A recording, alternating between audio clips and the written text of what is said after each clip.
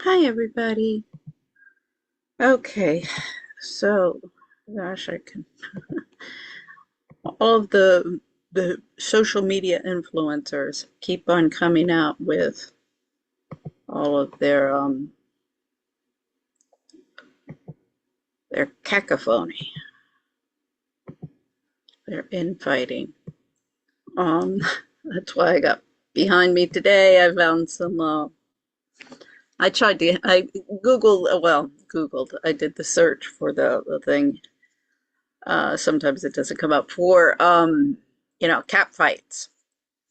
So I couldn't get two lionesses. But anyway, because I am concentrating on the focusing on the women's role in all of this. Um, so the thing is really whether it be the assassination of Charlie Kirk or any of the other headline news that's been going on really since Trump entered office. Um, has been in this war, what it really is to deviate everyone's attention away from the financial problems. Because here I go into,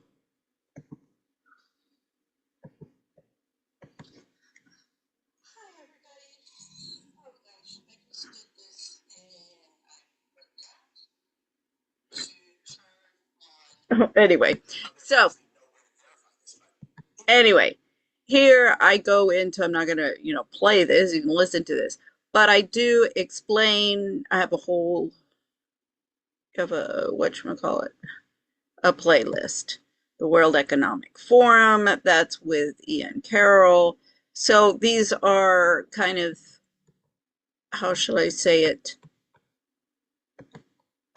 synopsis of really kind of what the problem is and this is it's basically a repeat of what led up to World War I and World War II, the financial collapse of 1929. And nothing was dealt with. This is The Big Short,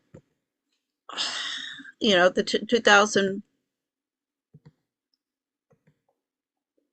2008 collapse. We'll see that. Uh, Nothing's been done to fix the fundamental problems within the banking system. People who, you know, overspending, over indebtedness, and that goes everywhere to consumer uh, products, uh, mortgages, everything. I mean, it boggles the mind. I mean, people have to also take responsibility for their actions. I mean, yeah, they're being manipulated by the advertisers, by the social media influencers, by the experts with PhDs in their head up asses. So, they are being manipulated, but also you have to arrive at a moment and you take responsibility for yourselves. Um, so the like the regulations, if you watch The Big Short, if anybody hasn't seen The Big Short, I highly advise you to watch it. One of my favorite scenes in the movie is when the hedge fund guy, he goes to one of these sales conventions um, for their mortgage traders. And he's talking to this one trader, and he's sitting there, and he can't believe what he's hearing.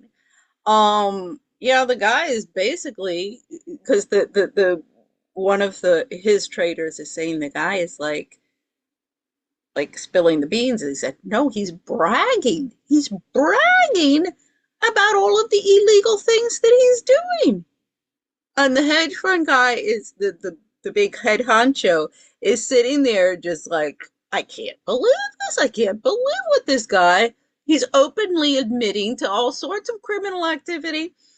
So he walks away. He goes over to his traders as he's walking out and pissed his shit, like, pissed his shit because this whole system is fraudulent. And he's realizing, and he says to the guys, he says, find out what he has been invested in, and you go short on everything he's touched. And he's going to make a killing off the goddamn thing. The Michael Burry, who was one of the traders who saw it coming and kind of, sounded the alarm bell amongst the trading community and why some of the people really made a lot of money off of it. I saw it coming. I mean, I had been out of the markets for 20 years. My ex, he was a currency trader. He was a head of the Treasury Department of Banco Ganadero in Colombia.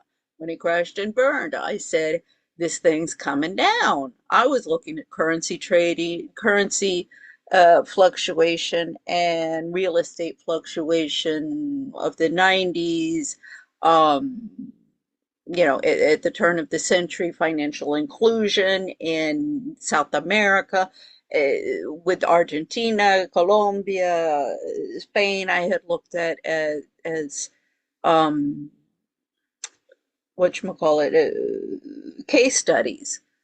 And I've looked at all sorts of them ever since. I was spent 7 years at the IMF. The assholes over there, they're so full of themselves. Um, you know, I just wanted to keep a roof over my head because I'm working on family court reform and I don't have any trust fund. I've been canceled by everybody that I know. And I'm like, okay, fine, but you're laying your trust funds and you Astors, Vanderbilts, Mellons. Oh, my favorite is the Walmart family. The Mars sisters. I'm like, screw you people. Cancel me. Fine. But this whole thing is just, I mean, okay, I've been canceled and I've been marginalized, but I don't care. I've been, confined to a computer for the past 18 years since I've been back. All I care about is avoiding the other goddamn war and collapse of the financial system that everybody I know wants to produce. And I mean, I was smarter than anybody in any of the schools I went to. So this idea that I've become a stupid, brain dead idiot, like stupider than Erica Kirk, or stupider than Candace Owens, or stupider than Megyn Kelly, excuse me, or Tucker Carlson. I, I have sent them emails. Where am I wrong? What am I wrong on? I don't care about you platforming me. I don't care. But if I'm right and you're wrong, and we keep on down this path because you didn't want to share your limelight and listen to me, tough shit for you. Tucker Carlson is so convinced that he's untouchable, and he's a pretty straight shooter. I'll give him that. But anybody who thinks on even Mother Teresa, even Jesus Christ himself, they come after. So, you know, and so listen to this. I will just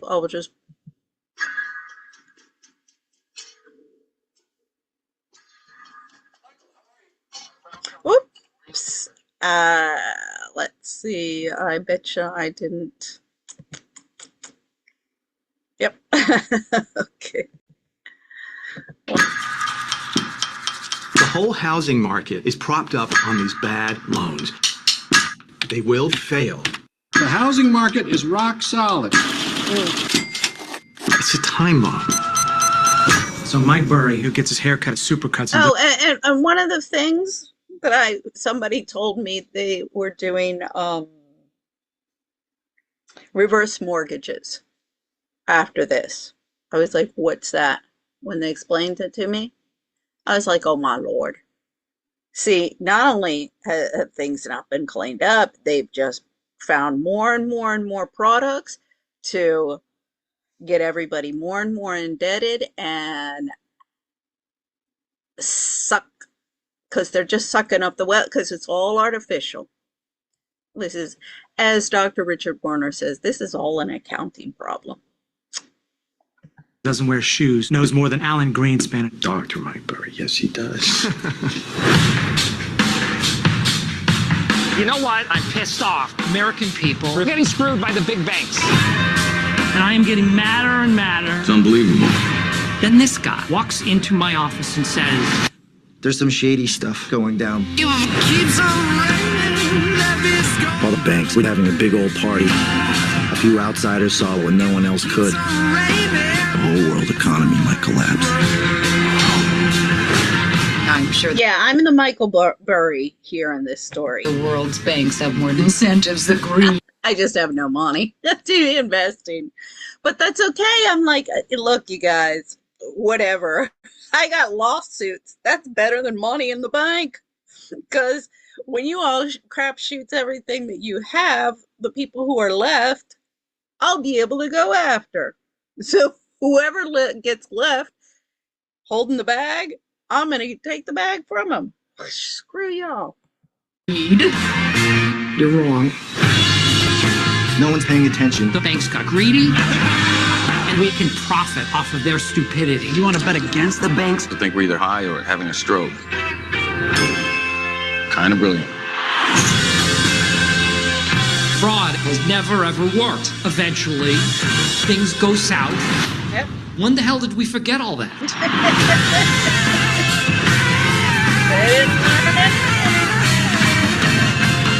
How can the banks let this happen? It's fueled by stupidity. But that's not stupidity, that's fraud. Tell me the difference between stupid and illegal, and I'll have my wife's brother arrested. Do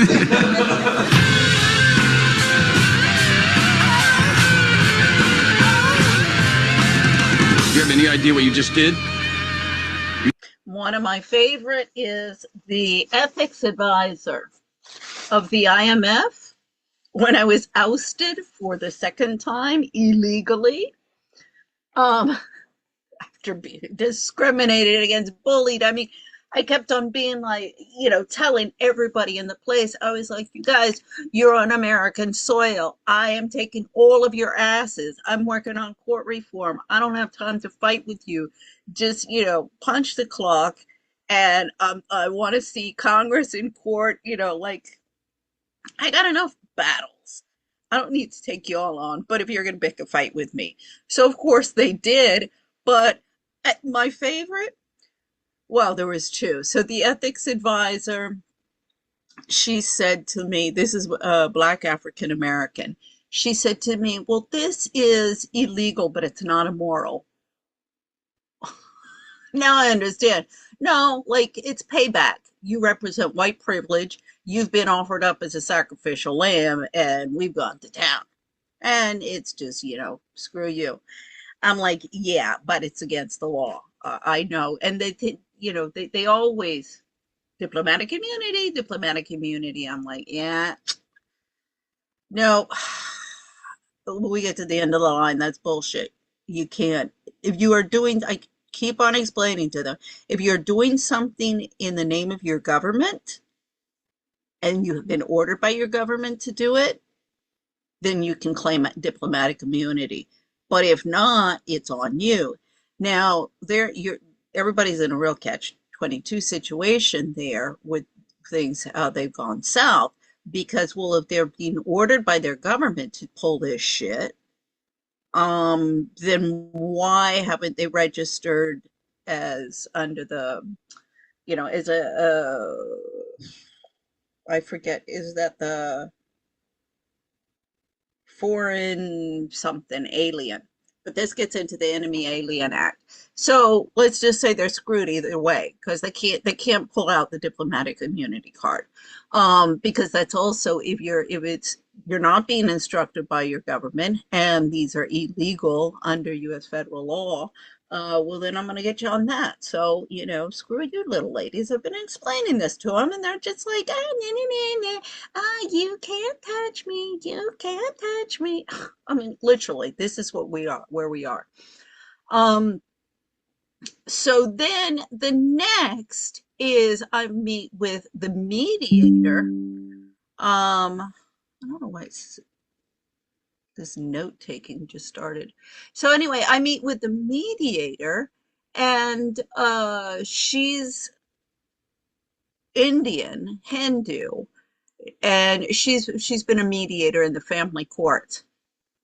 Now this is 2016, so I've already done my homework. I've done, and prepared my case for the international courts against family courts. I mean, I know what's going on in family courts, and I know one of the biggest problems is the mediator. And I also know from the book of life, The Life of Law by Laura Nader, the sister of Ralph Nader, um, that it's this mediation process that is one of the problems that has completely eroded the rights of litigants in the courts. And that has to be, and this is, she's the mediator. So as I say, I've done my homework. I go in there and I'm like, okay, I know she's going to be like, as somebody said in a Joe Rogan interview, I got smile fucked. I mean, I got really smile fucked by this bitch.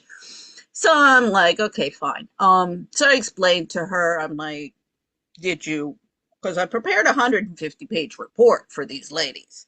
I'm like, okay, did you read through the report? Yes. Okay, fine, thank you. I am going to the international courts on this. Like, I know you, I'm not walking away. I hope I'm making that very clear with all of you people here at the IMF, the HR department, the whole kit and caboodle. Um, and however long it takes, I'm going to haul your all asses to the courts, and all of you are losing your assets, and many of you are facing prison time. So anyway, she's like, well, Christine Lagarde, because Christine Lagarde was by this time the managing director, the first female managing director, mind you. This is the solidarity of women. See, these little ladies, Sharmini Curry, Kalpana Kochar, Mark Plant's in there, Gina Paoni, Adrian Thapa, Nadine Parks, all of these ladies and more, you know, they think they're sticking it to just to me. They're sticking it to Christine Lagarde, because this is going to be real bad for her, not only in terms of PR, but also in terms of policy. So, whatchamacallit, her name's Gita Ravindra. And she says, well, Christine Lagarde's never going to find out about this.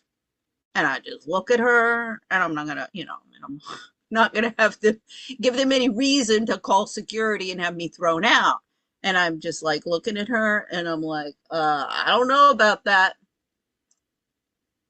And I was like, are you freaking kidding me? I'm going to make damn sure that Christine Lagarde finds out about this. And when she does, oh, she's going to be so pissed at all of you people. It's not even going to be funny. Because this whole thing, the payback, this white replacement, it's happening because the white people are canceling everybody. Oh, and we've been the oppressors for generations and generations and centuries, and now we have to give these people in our country the opportunities.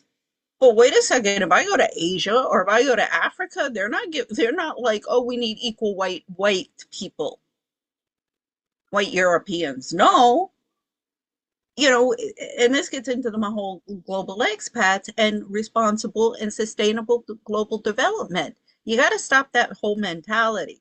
I've talked about this with Elizabeth April and kind of her theories and work on this gets into quantum mechanics and different timelines and different realities, but it's this conceptual reality. I mean, I know as we see with this guy, these people, they see nothing wrong.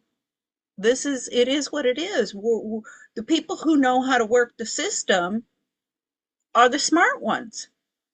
That's what the mentality we're living with, and the reality that if you're not working the system, and if you're not like popular, then you're a nobody. And popular, if you have money, then you're popular because you can buy everybody and anything. This is what it's like. Oh, these guys are billionaires. The ruling elite, they're billionaires. They can buy anybody or anything. Well, that's only because everybody and everything is for sale. And then they get bitch and say, well, they're calling us goyim. They're calling us cattle. I'm like, well, you keep on saying how you're branding yourselves. You just bet against the American economy. If you're wrong, you can lose it all. The banks defrauded the American people. Now we can kick them in the teeth. Okay, here we go. You target strippers. With bad loans. No cash rich. I'm not going to be able to refinance. On all my loans, What do you mean, all your loans? I have 5 houses and a condo.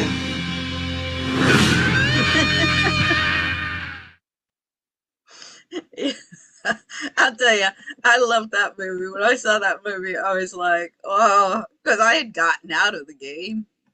But it's a game that destroyed my ex-husband. I mean, I tell all the people, the IMF, the World Bank, just the Fed people who come by. I work downstairs where they all come to eat. And I keep on telling them, I'm like, yeah, gambling's fun when you're doing it with somebody else's money. Lots of fun. But as I say, I saw what it was, so I got out of the game. But this is Michael Lewis and his interview. I've got some stuff to go to, and we're already 20 minutes in here, so I've got all of these for. So I'll do this real quick, but this is great. And I just want to recognize some in matters that are of interest to the IMF. Obviously, he needs very little introduction, but we're going to give Michael Lewis a huge, big round of applause for accepting our invitation. Please join me in welcoming. Thank you.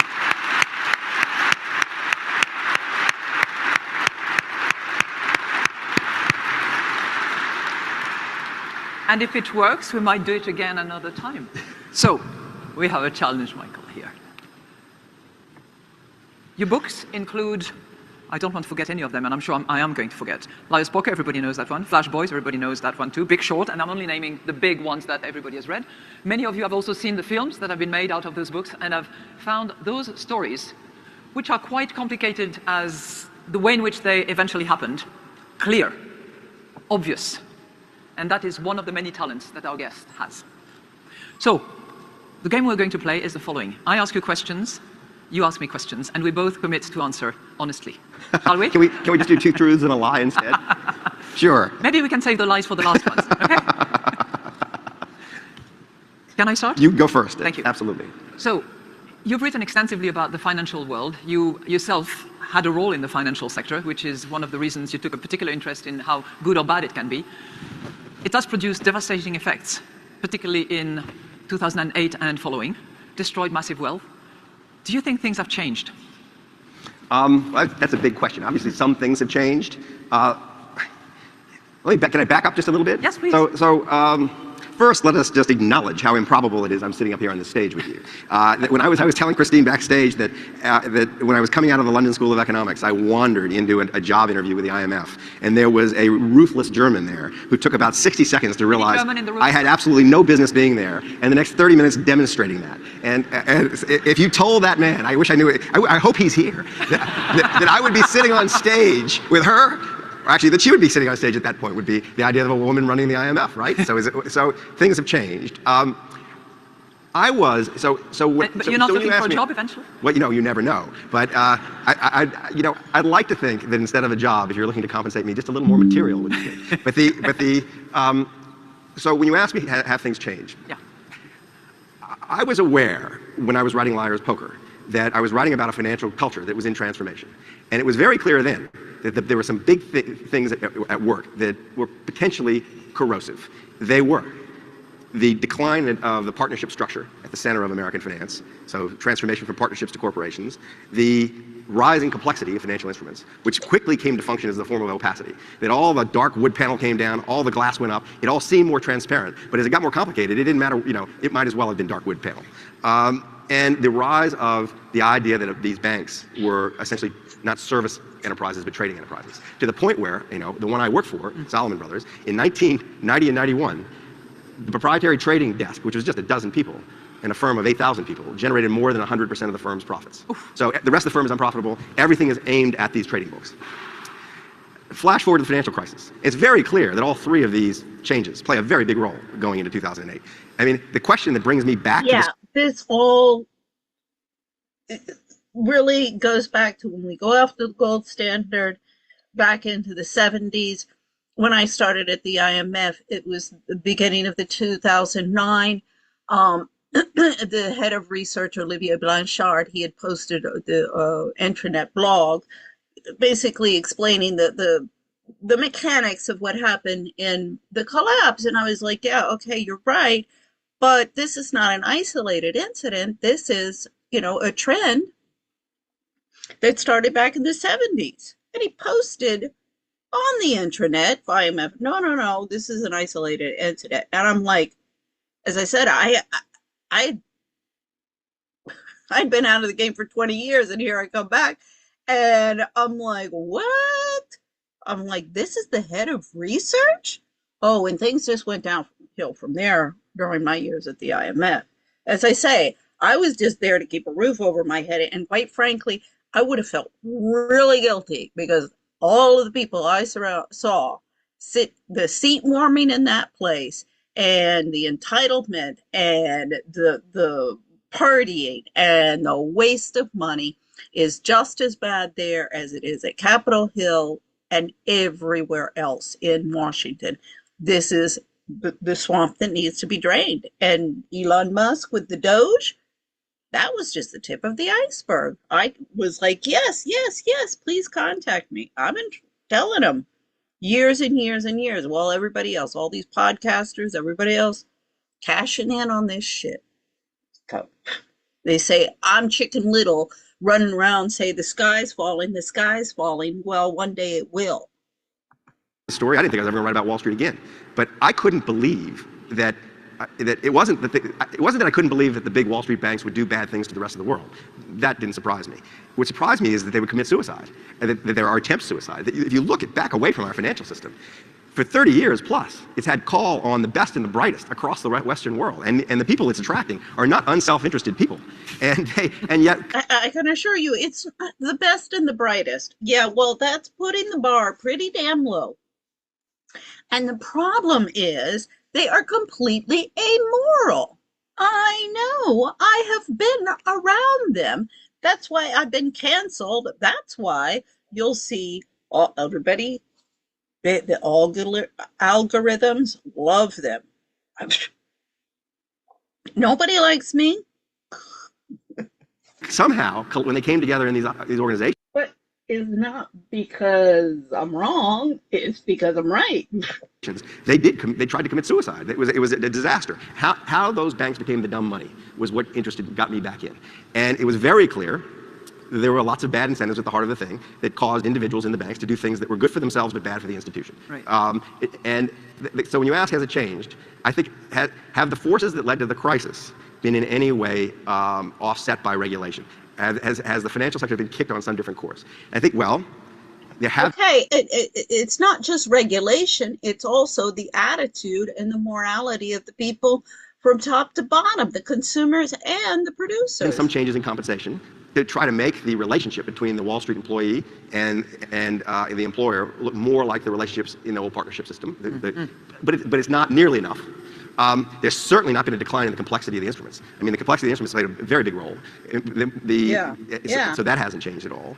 And there's been some effort to reduce the importance of proprietary trading in the big institutions. But there's this whole other question. I hate to go on for too long. But No, come on. So there's a two-part question, because one is, have things changed in such a way that will reduce the likelihood that these banks these giant financial institutions will commit suicide and bring us all down with them?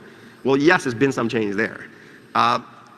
Has it changed in such a way that they are less likely to do bad things to the rest of us? Much less so. But more importantly, in a weird way, more importantly, has the wider public been persuaded that the change has happened? And not at all. So what regulation has been implemented is so complicated and poorly described to the public that if you wander the streets and ask people what happened, what did they do about Wall Street, people say basically nothing. The banks seem to be bigger. They're still doing poisonous things like this Wells Fargo scandal. I mean, there's not the toxic relationship between the financial sector and the rest of the society has not been addressed. Not been cured. Not been cured. And you see the political consequences. So I think it's still. It hasn't been addressed, and this is what I precisely saw with here we'll see. Here they mentioned working on the regulations that apply in the UK. You know Minouche as well. The Bank of England has made a much greater attempt to attack the culture. Yeah, she mentioned here. This is what. Who's been a member of the IMF and who's been instrumental in working on the regulations that apply in the UK. She just made a problem. But that's just me. And it's just Wall Street, isn't it? Because if we look at the city, and I just want to recognize somebody who's sitting there, Minouche Shafik, who's been a member of the IMF and who's been instrumental in working on the regulations that apply in the UK. You know Minouche as well. The Bank of England has made a much greater attempt to attack the culture of finance. Right. Yeah. Okay. So that Minouche Shafik. So Minouche Shafik, she was it was called the INS Institute, I forget, but INS at the IMF. And Minouche Shafik was the head of that. She had come from the World Bank, and with Sharmini Curry, basically what they did was they set up how shall I explain it? When the 2008 collapse happened, Dominique Strauss-Kahn, he had been sent to the IMF to get rid of him out of the political arena in France because he was a contender. So they thought, stick him over at the IMF and everybody will forget about him. Well, the collapse happened and he stepped up to the plate and he did do a good job, and they got in, they did all of their magic wand macroeconomic adjustment and all sorts of, as I say, mumbo jumbo that they do. But what they didn't address the fundamental problems in the banking system, which Michael Lewis just talked about. And even though he says, well, yeah, they sort of did, I'm like, no, they didn't. One of the things that I give the example is the reverse mortgages that started after that. They, as I say, that he says, all of these financial products, they just come up with more and more and more. I was looking at, you saw that with the Rothstein. That was, anyway, with the Candace Owens and Erica Fronsby, Kirk, the Solomon, the Rothstein family. Yeah, I've been looking into that. Again, this is also the capital venturist. That's also not being looked at. The serial entrepreneurs, all sorts of stuff is going on in the financial markets that these people are not looking at. So anyway, that all has to be cleaned up. And that's what Trump, see, everybody is like, what happened with Mondami? Why did all of a sudden Trump become buddy-buddy with Mondami?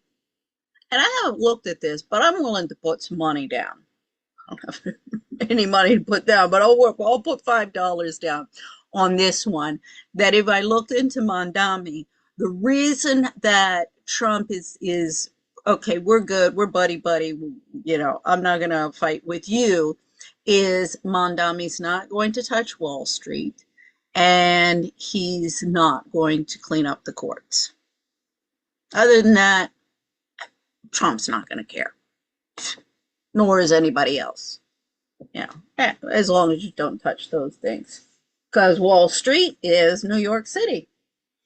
And that's the big concern of anybody, and also, why it's important to keep the Democrats, which Democrats used to be for the working class. See, the Democrats are just as elitist. So, okay, let's listen to Candace Owens from this evening. All right, you guys, I see you in the chat. You are correct. It is a battle bun Monday. I see you guys informing me. Candace the priest told you to chill. I hear you. I hear you. But I have to ask, have you ever just wanted to physically assault people but it's Lent? So that's me right now. I feel trapped after this weekend, the ongoings online. I mean, we have basically everything going on in America right now. The main source of our problem is obviously that Donald Trump is treacherous. He is engaged in treachery with his Zionist cabal. We are currently engaged in a war in the Middle East that we cannot win, to be clear. Okay, we cannot win that war. We'll talk about more of that. The White House can keep posting their super fake and gay Mortal Kombat type memes. Like, finish him. Ooh, Scorpio. We did this in Iran. But the reality is we're losing, and we're losing badly. And that's what happens when you ignore people like Charlie Kirk and instead decide to listen to people like Mark Levin. Psychos like Mark Levin. And further to that point, Trump has apparently allowed Mark Levin's special class of psychos to go after Tucker Carlson. They want to imprison him. They are explicit in that demand. And he has just revealed that the CIA has been spying on him. Cool. So that means that we're basically on the brink of a civil war on top of the global war. And it all could have been avoided if Donald Trump had listened to Charlie Kirk. Welcome back to Candace.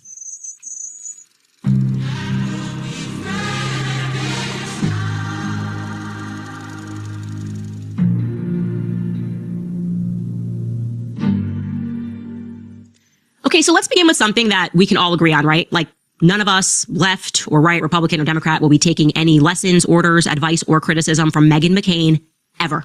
Ever. It is principally one of the only things that has always united us, I think, a general sense that the McCain family is awful, and is therefore removed from any ability to lecture the general public about anything, least of all on the topic of morality.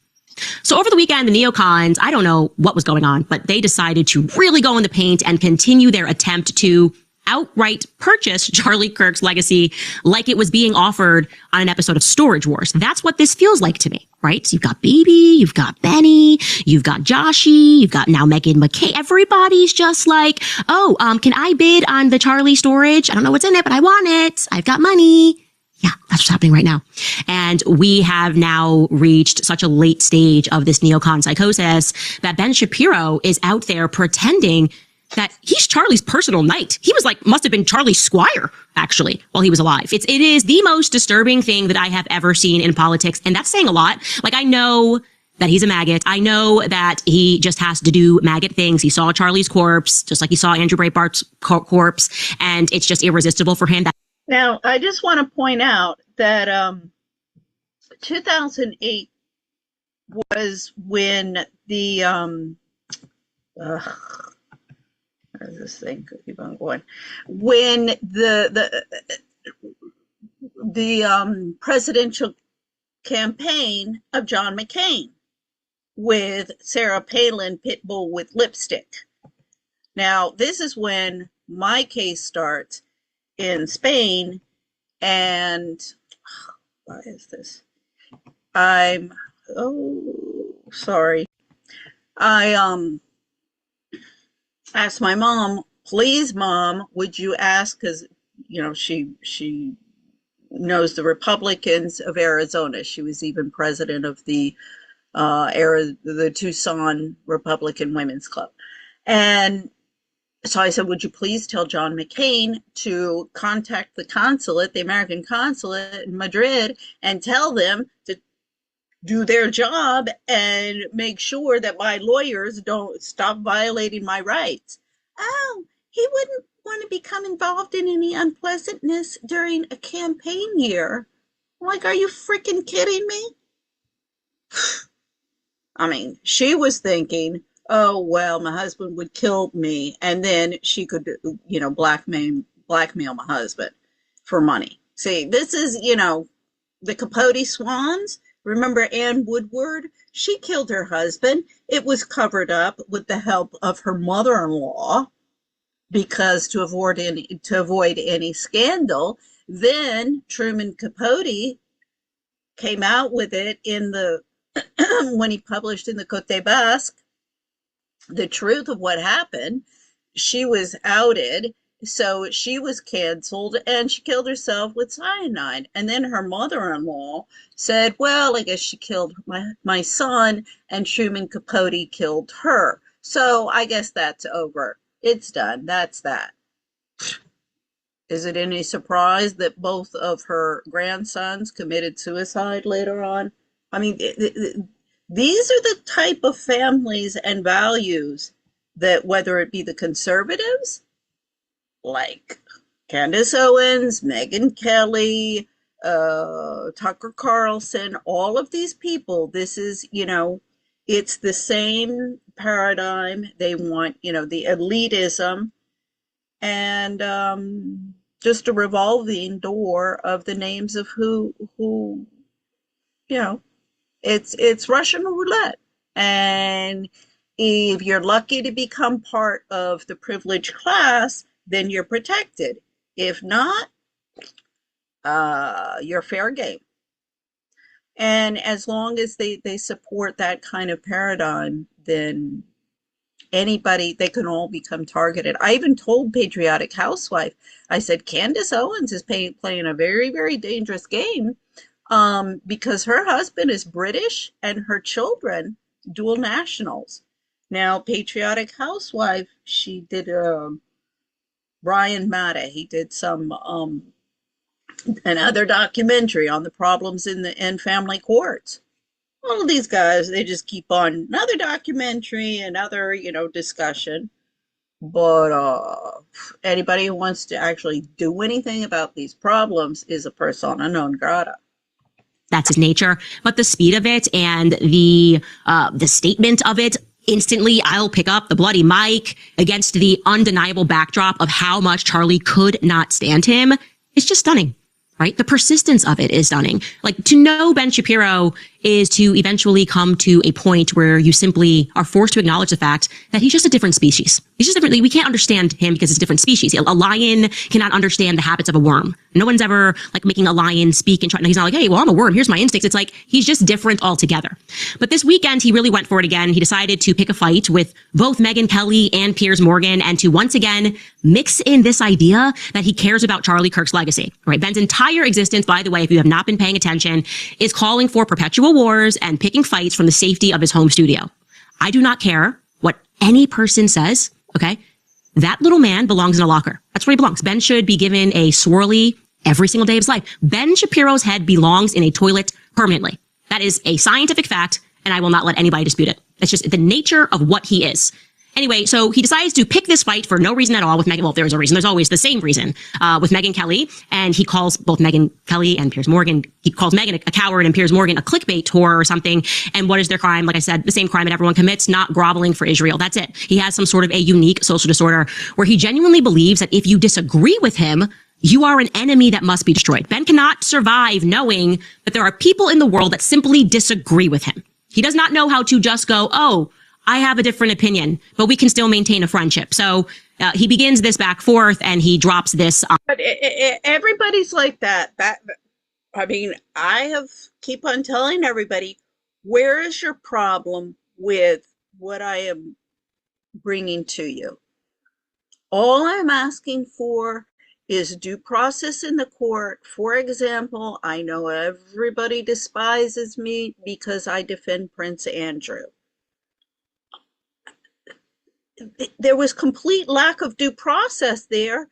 Even with the Me Too people in New York, they passed a law that was unconstitutional, a law about the statute of limitations that was unconstitutional. I've been explaining, I said, this is going to come and it's all going to fall apart at the end because also it's a witch hunt and indiscriminately against people. They've created a mess. And it's all going to come back and bite them in the ass when we clean it all up. I'm like,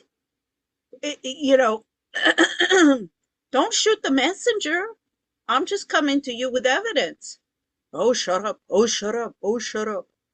Online, like I said, Meghan is a coward. Piers Morgan is a click whore. None of that has anything to do with Israel or the Jews.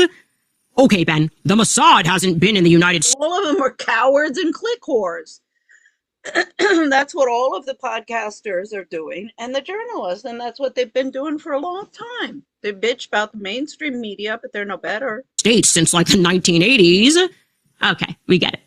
Anyway, Meghan responds to him and basically calls him out on his BS. She writes, "Poor little Ben," and I do mean little, desperate for me to protect him. Can you imagine being this emasculated? It's sad. Why have they been stalking and harassing Megyn Kelly? Nobody knows. Megyn Kelly is a perfect example of someone that Zionists could have won the support of. She's been clear that she supports Israel.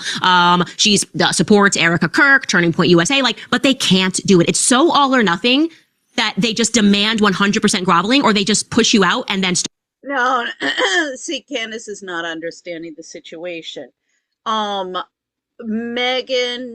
is supporting Tucker Carlson. Now, if Tucker Carlson hadn't, been calling out Israel, then Megyn Kelly wouldn't have done that. And Candace Owens, she's being,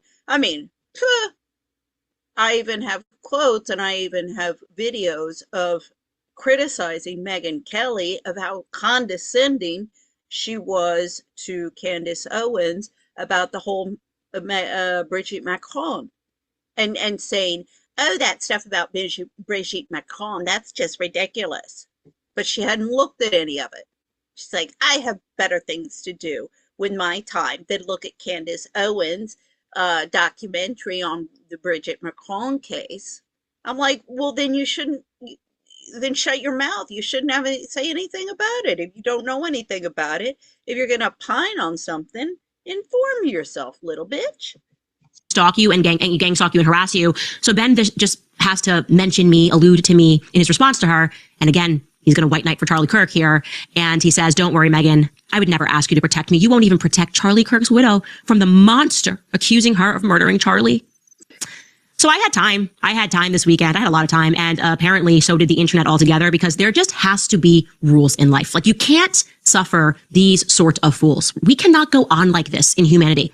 And it was just time to start sharing private conversations with Charlie, to know how Charlie actually felt about Ben and neocons more generally, in his own words. Okay, Charlie could not stand Ben Shapiro. I have been telling you that, because Ben operated behind the scenes to try to stop his rise. The same way he's treating Megyn Kelly, that is how he treated Charlie Kirk. It's how he treated me. He's just a nasty person who cannot stand when people become more popular than him, or when their position becomes more popular than his. If they're organically winning. See, it's all this popularity. As I say, it's this mindset of elitism, of your part of the popular, the rich and famous group, and that's, we'll see later on with this Jennifer Welch. And she talks about human rights all the time, but only for LGBT, not for anybody else. He has to try to pervert the markets. He makes phone calls. He asks his fellow Jewish journalists to do hit pieces. Charlie lived this. I was there. It was driven by nothing more than jealousy. Charlie was so young, he was still jealous. And so Milo Yiannopoulos shared this back and forth.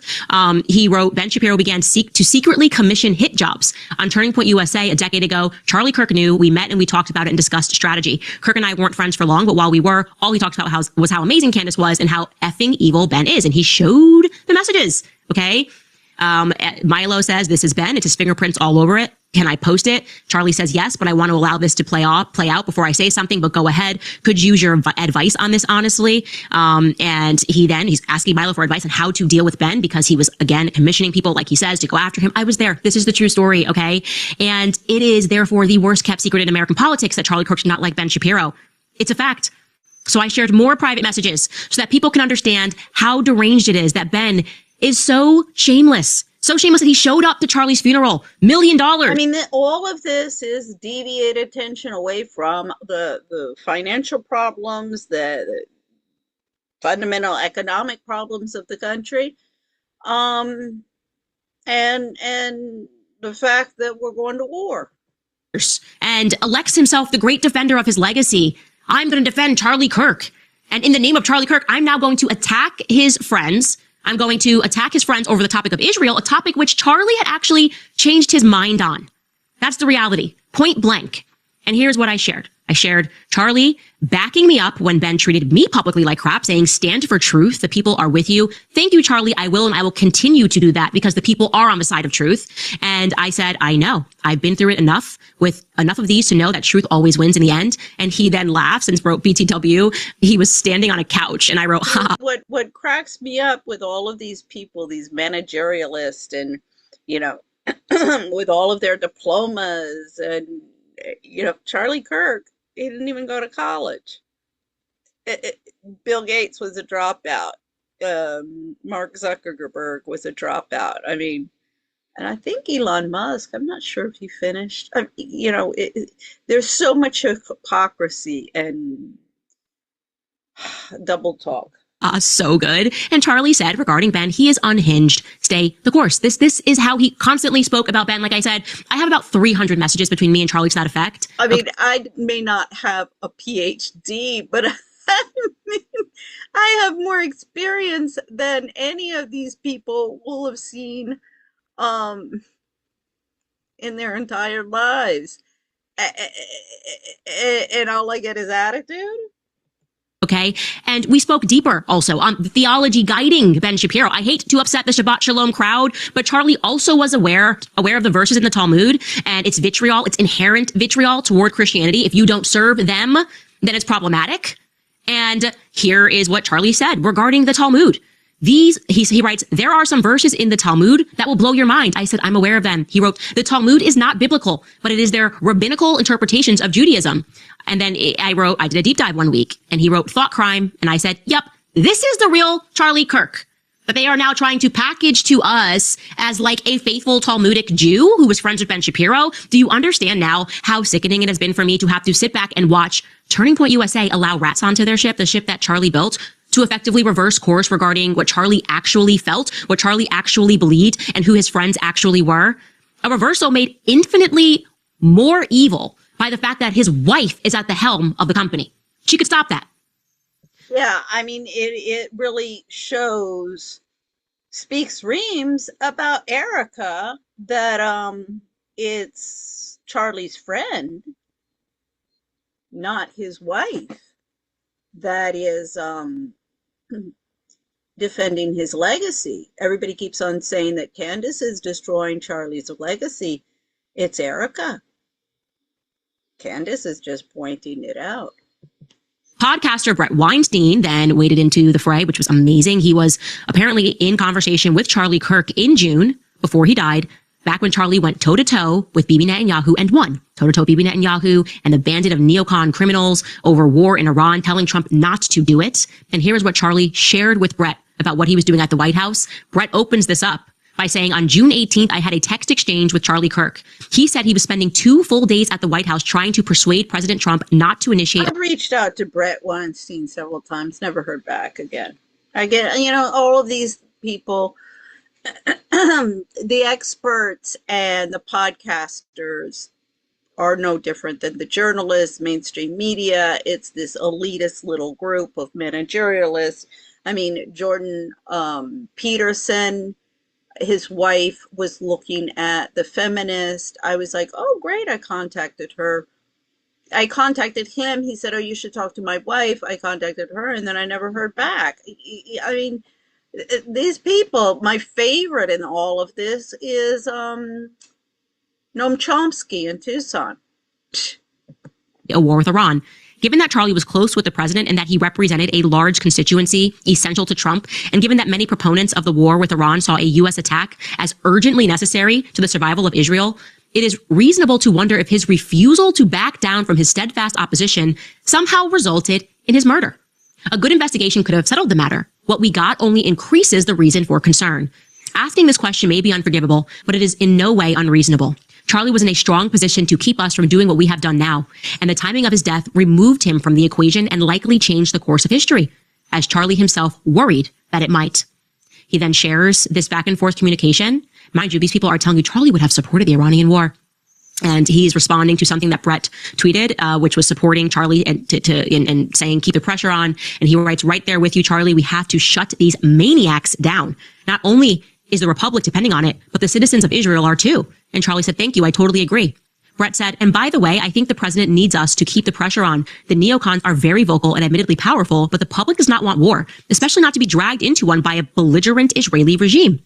Charlie responds and says, I know, we need to do better. I have a theory on this, which is the power of the dissident media is very good retroactively at uncovering injustice or scandal, like COVID, Ukraine border. We are not good at driving real-time mass public opinion yet. The neocons are. I'm doing all I can. Truly, I was in the White House all day fighting for America. Same tomorrow. Okay. These were Charlie's perspectives regarding the Iranian war.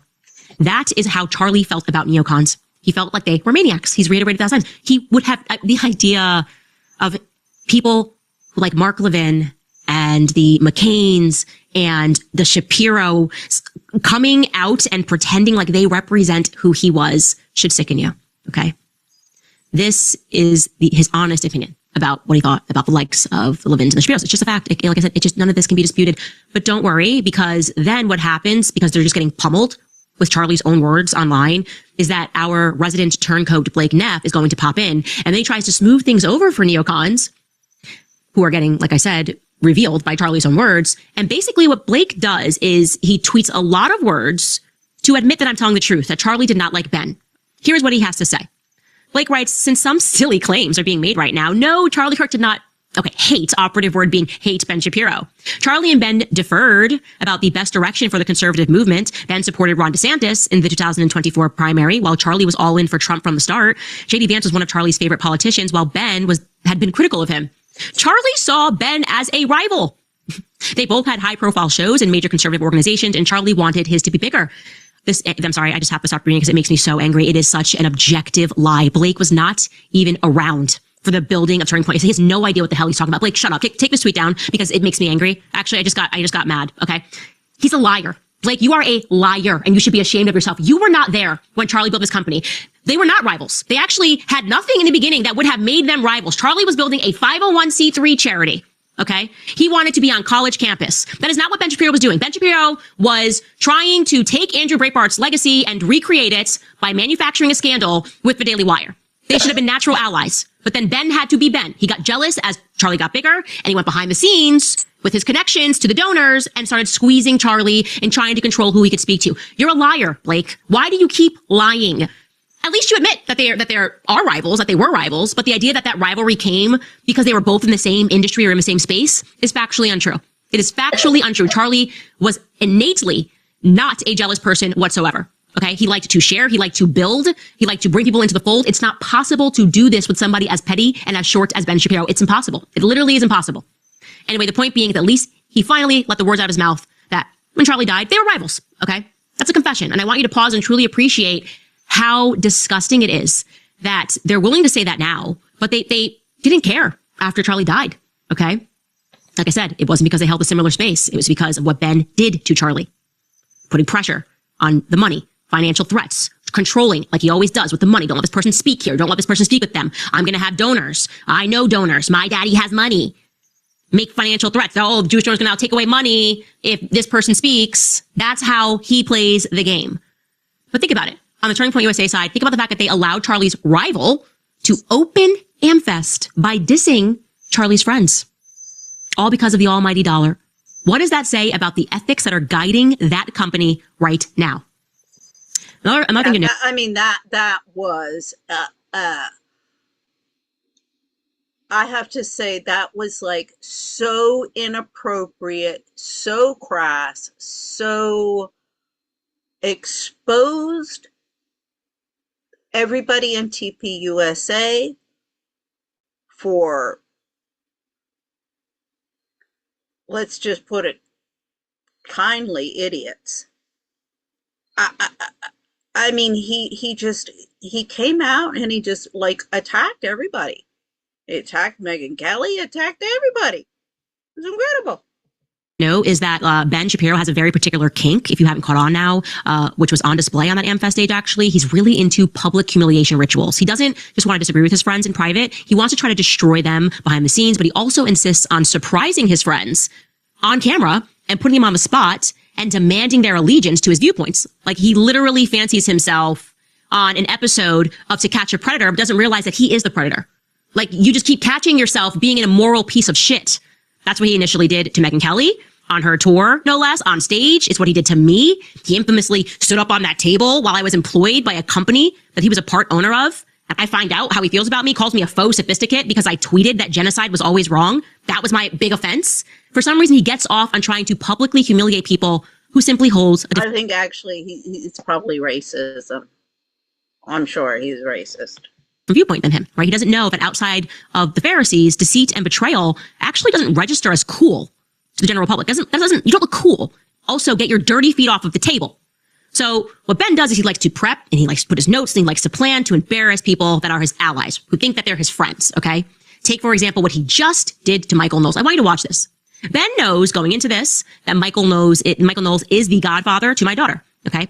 So he knows that there is a literal spiritual connection there because of that. Like, we take that very seriously. We selected Michael Knowles for a reason. He's a strong and faithful Catholic and he's a good person. So for Ben, when he hears that, when he knows this information, for him to move Michael Knowles to publicly denounce me, to say something about Candace, that would give him a literal high. Like, that's irresistible to him. He needs that. He is just like a little gremlin. He just needs the evil. So watch what he does during a public discussion with Michael. Take a listen.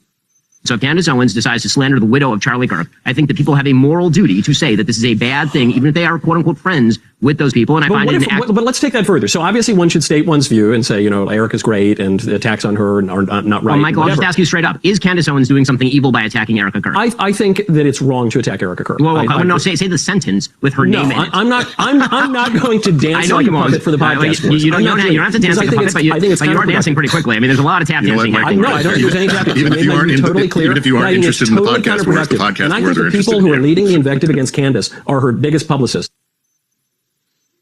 He wants him to say the sentence because it has nothing to do with Erica. Erica's just the person he's using. He's not friends with Erica. He's never been friends with Erica. Never been friends with Charlie. It's about me. Yeah. And this is just his tool to try to... she's totally right. She's totally right. Get Michael to bend the knee publicly. He is losing. The neocons are losing badly. Truth is their kryptonite. They cannot tolerate it, which brings us to Meghan McCain, who apparently fancies herself the police chief of morality, apparently. Since private messages are destroying them in every manner possible, she's going to make a demand that people stop showing them. Here's what she actually wrote on X. She wrote, "Stop sharing dead people's text messages, you absolute psychopaths." Psychopaths. Wow. A diagnosis from a McCain. Meghan McCain. A McCain. Question, how many Muslim kids do you think had to be murdered for her trust fund? Like, across how many countries? Also, across how many countries like Ukraine were people subjected to bloody color revolutions led by her father literally in the streets so that she could sit back and deliver lectures on what it means to be a psychopath? I want to be clear, I don't think Meghan is a psychopath. I think she's dumb as rocks. I think she has always been a blubbering idiot. I think she's dumb as rocks, but I think she's also a psychopath, just like her mother. Who offers nothing, and she is so dumb that she is completely unaware of how universally despised her family is. Meghan McKelly should shut up. She should shut up and enjoy her blood bunny. Yeah, but see, again, it's this elite little group. I mean, when I was growing up, it was the Capote Swans of New York. The names have changed, and the pot has gotten bigger because the GDP of the country has gotten bigger. But it's all the same. Is why I decided to answer by sharing another private text message from Charlie Kirk. And here it is. And it's very well said. Meghan McCain is a piece of shit. Yes, it's real. And I actually shortened it. It was it's longer, the exchange. Here's what we said. I guess this is more my response. Meghan McCain is a piece of shit. And I said, just like her father was. And Charlie wrote back and said, disgrace. They are a disgraceful family. A disgraceful family for the ways in which they have betrayed Americans and allowed for mass murder and bloody wars overseas. So the thing is Erica Kirk is just a repeat of Meghan McCain. I mean, Meghan McCain, okay, she was a debutante instead of a beauty queen. Same difference. The debutante is just, the upper crust. The beauty queens, that was just for the middle class, a social climbing tool. Um, and as Princess Margaret said about the debutante party in England, this is why they discontinued it, Queen Elizabeth in 58. Every tart was getting in, and they were bloody daft, as Prince Philip said. So, this whole thing about liberating women, yet, excuse me, I keep on saying, you see the Stepford wife transformation of all the Trump administration girls. As soon as they get into his administration, they go through this like makeup look over, um, what do you call it? Makeover. And they all come out looking like Stepford wives. I mean, Erica Kirk has calmed down a bit on the makeup. I think somebody told her, like, you got to play the grieving widow a little bit better. Now she's she's playing the most pathetic. It's like, oh God, Erica, no, maybe you should go back to the old thing of dabbing the fake tears from your face, because the whole like without the makeup and hanging your head, that's not working either. No, somebody needs to give that girl some acting lessons, please. But my point being, Meghan McCain's the same. I mean, come on, they put that, they've been shutting me up since 2008. Yeah, and Erica was, Meghan McCain was 15 years, I guess, at the same, she's about the age of my sons. And they've given her a voice. Well, they've been shutting me up. I'm like, come on, you guys. Speak when spoken to, Meghan, okay? Now, since they hate how much we will not allow them to lie, since they're upset with us for not allowing them to turn Charlie in the afterlife into a war hawk, right? A war hawk in the afterlife. We should probably check in on Trump's dumbass and talk about the war that we're currently engaged in, because he launched this war on Zio vibes, right? This was a Zio vibe war. There was actually no strategy in place other than to keep lying and deluding themselves, and something about a red heifer. I think there's some red heifers and a messiah involved. So we're launching on Zio vibes and some red cows, okay? And it's been a disaster. It has been an unmitigated disaster. So much so that Trump is now going around asking other countries to jump in and help him. Big Ben Shapiro energy, right? I picked the fight, but my daddy has money. Bibi has money and blackmail. Oh, you picked the fight and you can't finish it because you didn't think through the fact that Iran could just close the Strait of Hormuz, okay? Now, in case you guys are not aware of how significant this approximate 100-mile strip of water is, you should know that roughly 25% of the global liquid petroleum moves through this tiny little choke point, okay? I'm going to show you this on a map. And Iran's just like, we're going to shut that down because we can. Look at this map, just so you understand. You can see Iran on either side of that. Massive country, 100 million people, and everybody is going to come to the table. If you are playing strategy. Yeah, well, see, there I would have cut to a clip of Valhalla. These podcasters could be a little bit more supportive, because there I'm like, yeah, bring in an expert, because yeah, when it comes to military tactics and things like that, I know how to work it around a cocktail party, but not a battlefield. War strategy, war games. You know that if you have not figured out that they could just shut that little choke point down, because who's going to stand up to them? The UAE? You're an idiot. You would be an idiot not to recognize that. But they are idiots. Okay? They are idiots, and they're following a prophecy. There's no sense here, and one that we're not following. And remember, we picked this fight. Nothing was going on. Nothing was happening other than Bibi wanted the fight with Iran, because they actually want to control that. And they're like, you know what? You guys got a lot of American sons and daughters. Send them over to die so I can get more. I'm just taking over everything. We've got this idea of greater Israel. So we are going to need like American troops to handle this. So we just picked this fight. Nothing was going on. We also randomly bombed 200 schoolgirls in Iran. And then we lied about it. I didn't lie about it. Trump lied about it immediately. Red heifer vibes. And now it's getting real all of a sudden. Because oh my Lord, I was just listening to Billy Bush, Hot Mics with Billy Bush. And he was like, oh yeah, but they making some excuse that they didn't realize that they were shooting a school full of girls or something. I mean, I was like, oh, please, Billy Bush. See, they're all still around. Because that matters, okay? At the end of the day, the commodities matter. And Pete Hegseth gets pressed on this, and he had a remarkable response, okay? Hey, that straight's pretty important, Pete. What's your plan here? What's going on here? They're saying they're just shutting this down. Pete, with a highly intellectual grasp on how we got here and what we can do going forward. Take a listen. The only thing prohibiting transit in the Straits right now is Iran shooting at shipping. It is open for transit should Iran not do that. Oh, so it will be open if Iran didn't do that, they weren't shooting, and if they weren't angry, if our actions didn't have any consequences, like, everything will be fine. Like, everything would be fine if we didn't start all of this drama. So that's what you need to realize is the issue is Iran responding to the illegal war that we started. Not the illegal war that we started on space, but the way Iran is responding to it. That's problematic. Yeah, this is a global catastrophe now, so much so, like I said, Trump is now demanding ground troops. I mean, that's the typical mentality of a bully and a psychopath. The problem is not that I'm bullying you. The problem is that you don't like it. He doesn't have, okay? We don't have the men for this because we don't have a desire for this. The desire has to be with the men. Like, the desire first, the men will follow. And we told him this. We were honest. The reason we elected you was because we wanted peace. We wanted an end to never-ending Middle Eastern conflicts. But he decided not to listen. There is no appetite for this war anywhere. So Trump is now reduced to going around and asking or demanding other countries to get involved. And here is how the world is responding. And the reason they're responding is because of that choke point. Okay? That choke point in the Middle East. They're like, we're going to need that, actually. Germany, here, we'll just put this together for you, said, this is not our war. We did not start it. We want diplomatic solutions and a swift end to the conflict, but sending more warships to the region will likely not help achieve that. That's a strong no. The EU says it is in our interest to keep the Strait of Hormuz open, and that's why we are also discussing what we can do in this regard.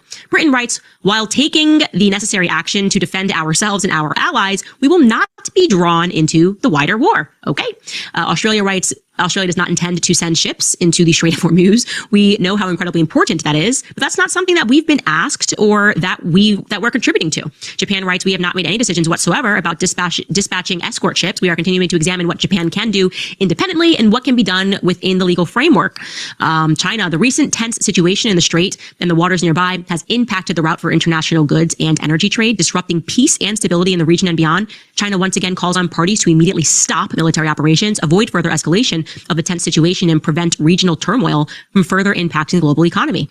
Italy's Prime Minister Giorgia Meloni on Wednesday, and she's a friend of Trump, delivered her strongest criticism of the U.S.-Israeli war on Iran, describing it as part of a growing and dangerous trend of interventions that sit outside the scope of international law. Like, this is illegal, is what she's saying. This is illegal. Spain says Spain will never accept any stopgap measures because the objective must be for the war to end and for it to end now. South Korea. We will continue to communicate closely with the U.S. while carefully reviewing the situation before making a decision.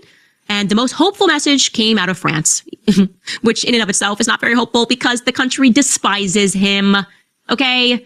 They hate Emmanuel Macron and his husband. That's the reality in France. They hate him. So nobody cares what he says. He's just saying what the Rothschilds told him to say because the Rothschilds are Israel, they created Israel, and they created Emmanuel Macron. So he said that he would be willing to use the French Navy to escort ships, but only if the conflict stabilized. Yeah. Thanks. We expected that from you. So this is the state of affairs today, you guys. Big Ben Shapiro energy, just starting fights and thinking that you have enough money or your daddy knows someone. Well, Bibi should do it. And that's all that matters. And you can see they're in a mess. Everybody's nervous. Nobody knows where Bibi Netanyahu is or why these weird videos look so AI when he's speaking. I mean, there's rumors that he's dead. He's certainly not acting like he's alive. I'll say that. So I think he's dead. I don't know. And we got here because Trump ignored the very base that put him into office. Trump himself became a never-Trumper, and no one outside of Israelis should support this man, like ever, really. Going forward, he's just disgusting. We'll take a brief break, and we'll be right back. All right, you guys, thanks to you. Last year, Preborn helped to rescue over 80,000 babies, and today you can help save even more, because every single day, thousands of women hear the same devastating lie. My issue with all of this, anti-abortion, well, wait a second. Let's stop the wars first.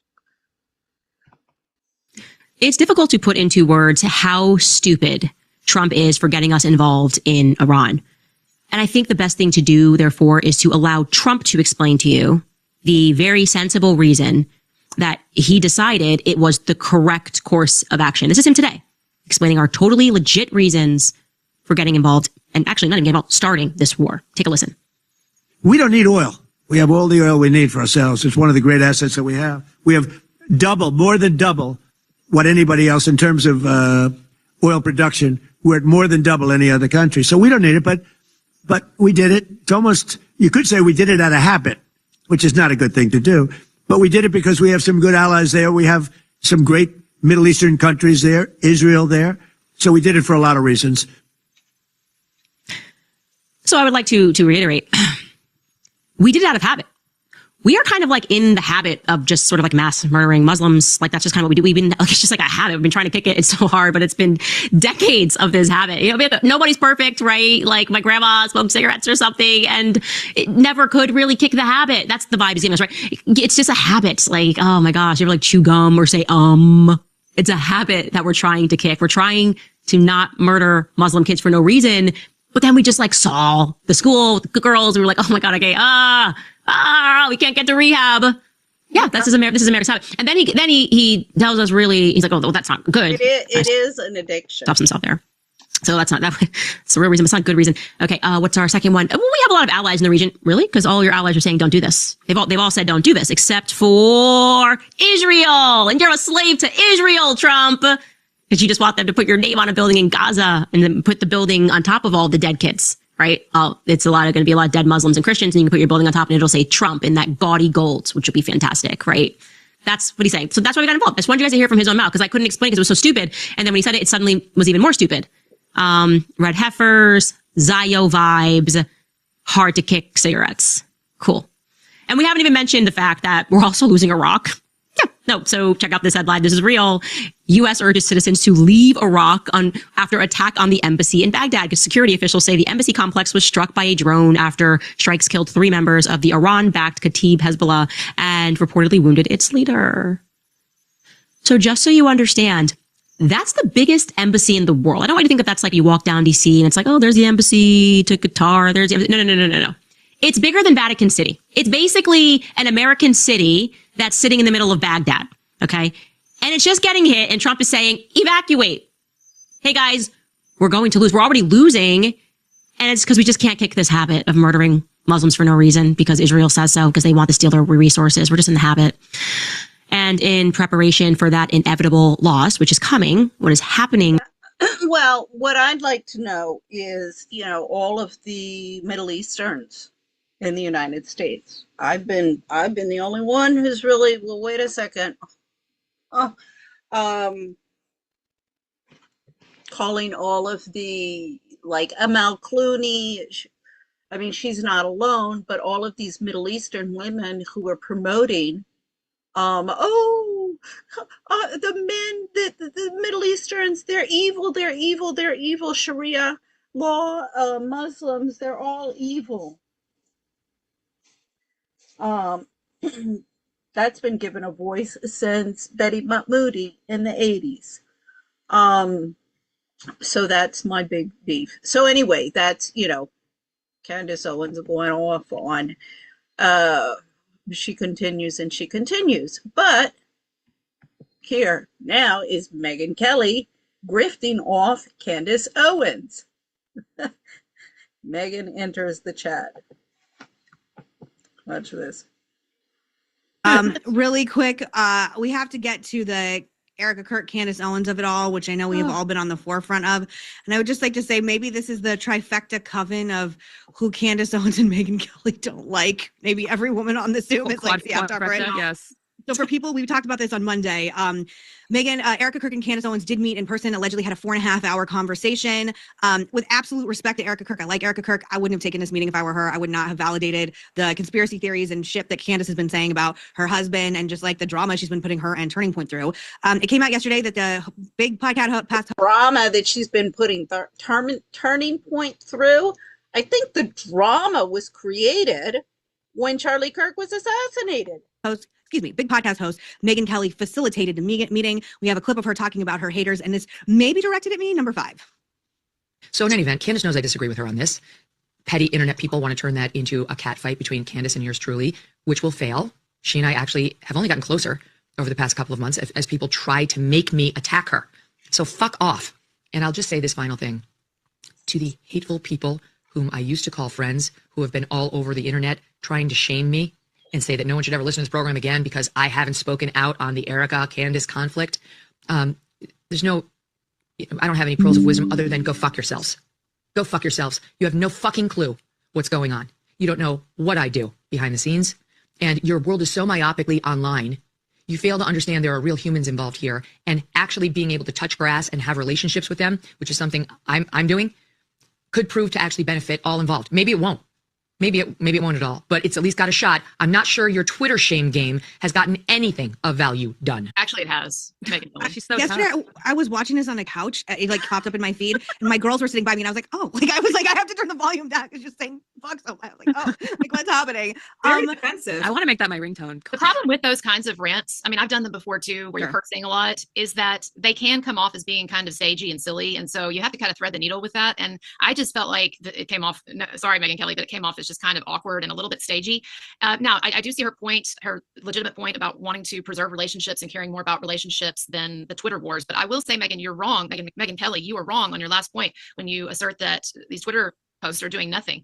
I think that a lot of the shaming that's been going on, shaming of Candace online, has been really important, frankly, because for too long, too many people were afraid to say anything about her. And so one of the things that's been really nice to see over the past couple of weeks is people finally online, not just the big names and the big accounts, but lots of ordinary people waking up and saying, this is not right. This woman has been engaging in a campaign of months-long sustained harassment and, yes, lies and manipulation, and it's not right. So.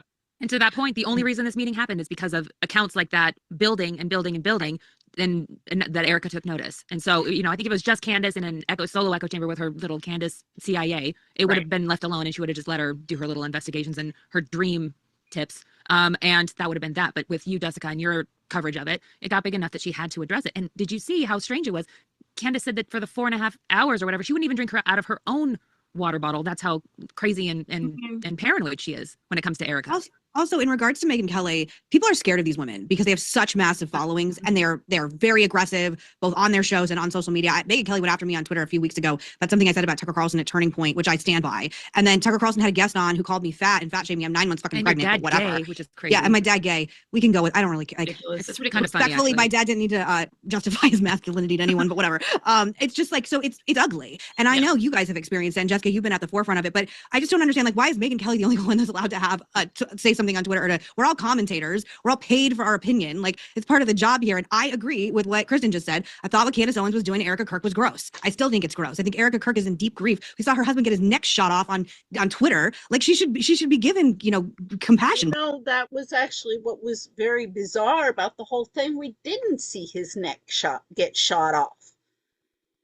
But that's what we're told that we saw. That's the whole point. By all of us. Jessica, what do you make of all of this? This is just a mess. And the idea that the coalition is going to somehow be fixed by one meeting between Jessica and Megyn, I'm sorry, not Jessica, Candace and Megyn, it's ridiculous. This fracture about Israel and many other things is only growing, and it's only going to become more of an issue going into 2028. I mean, I agree with everything you guys are saying. And I think there's also just a lot of ego in this. I think people are seeing how much attention Candace is getting. And so they're wanting to align themselves and grasp any way they can. And I think, love or hate him, I don't always agree with Ben Shapiro. See, Candace is getting a lot of attention, so people want to attach themselves to her, so they'll get attention as well. And Megyn's there saying, yeah, we get paid for our opinion. Yeah, this is the problem. All of these, whether it be mainstream media or now the algorithms of YouTube that are giving you all money to create cacophony. I mean, what, like Meghan McCain? What qualifications does she have for what she's doing? I don't know how these other people are, but what qualifications do any of these people have for being out there? Well, they became famous on TV. Meghan McCain, my favorite, is, Megyn Kelly, after the Bombshell movie, she said, well, any woman would have have sex with their boss because they wanted to be on TV. Hell, no, not any respectable woman. But what he said to Megan was absolutely true. He said if this was a liberal woman, like why all of a sudden she wants to reserve her opinion and step back. And it's like she makes a living shredding people like Meghan Markle and all kinds of outrageous women. And yet with Candace, she treads very lightly. And I just think it's because, I mean, I have overlapping audience too. I've lost tons of followers and tons of subscribers for criticizing her. But and people are terrified of Candace Owens. That's why she's been able to get away with all of this for so long. And what I'm doing is, it's not, people think it's personal because she dragged me through one of these spins, but it's actually, it's like I would expose anything, whether it's a trial or media corruption and, mainstream. What I'm seeing is there's a pattern of abuse and just really vicious bullying that's been going on for years. And none of these people have ever spoken out. So I was up till midnight last night talking to sources, and the stories are horrifying. And there's a pattern that she follows. So I mean, I'm getting tons of hate, and I've been through this before through certain periods online where I shed a bunch of followers. But to me, it's like, I know what's true and right, and I don't. The bullying is horrible. I've been challenging it for almost as long as I've been challenging the problems in the court, and it's related. And all of the little backstabbing witches out there, who I'm going to be I'm going to rule the roost. I'm going to rule the roost. This is why women are not taken seriously, and men don't want to have anything to do with them. I don't think she should be able to continue without anyone calling out the hypocrisy and the cruelty. It's just crazy to see how much women, especially women, enjoy being mean to each other. Like, I can't believe how that's just applauded right now. And even this conversation, like I was texting you guys earlier, I was like, okay, are we just going to get shredded by Megyn Kelly or Candace Owens later today? Are they just going to go on a rant about how ugly and stupid and irrelevant we all are? Like, it's so, I agree. I've been in this industry a really long time, like almost 20 years. This is like one of the worst groups of bullies out there. And again, you don't have to agree with me. I don't have to agree with you guys, whatever. But yeah, I mean, she's been in the propaganda industry for 20 years, as long as I've been in the court reform industry. And if her mother wasn't such a gold digging whore, and she wasn't, then I wouldn't be sitting here. What you're inviting when you have a conversation, it becomes very personal and very, very cruel. And again, I'm allowed to think what Candace was doing to Erica Kirk is gross, and I still think it's gross. And apparently, you texted earlier, Kristen, that she's going on Piers Morgan later today. So a lot of this is about clicks and money.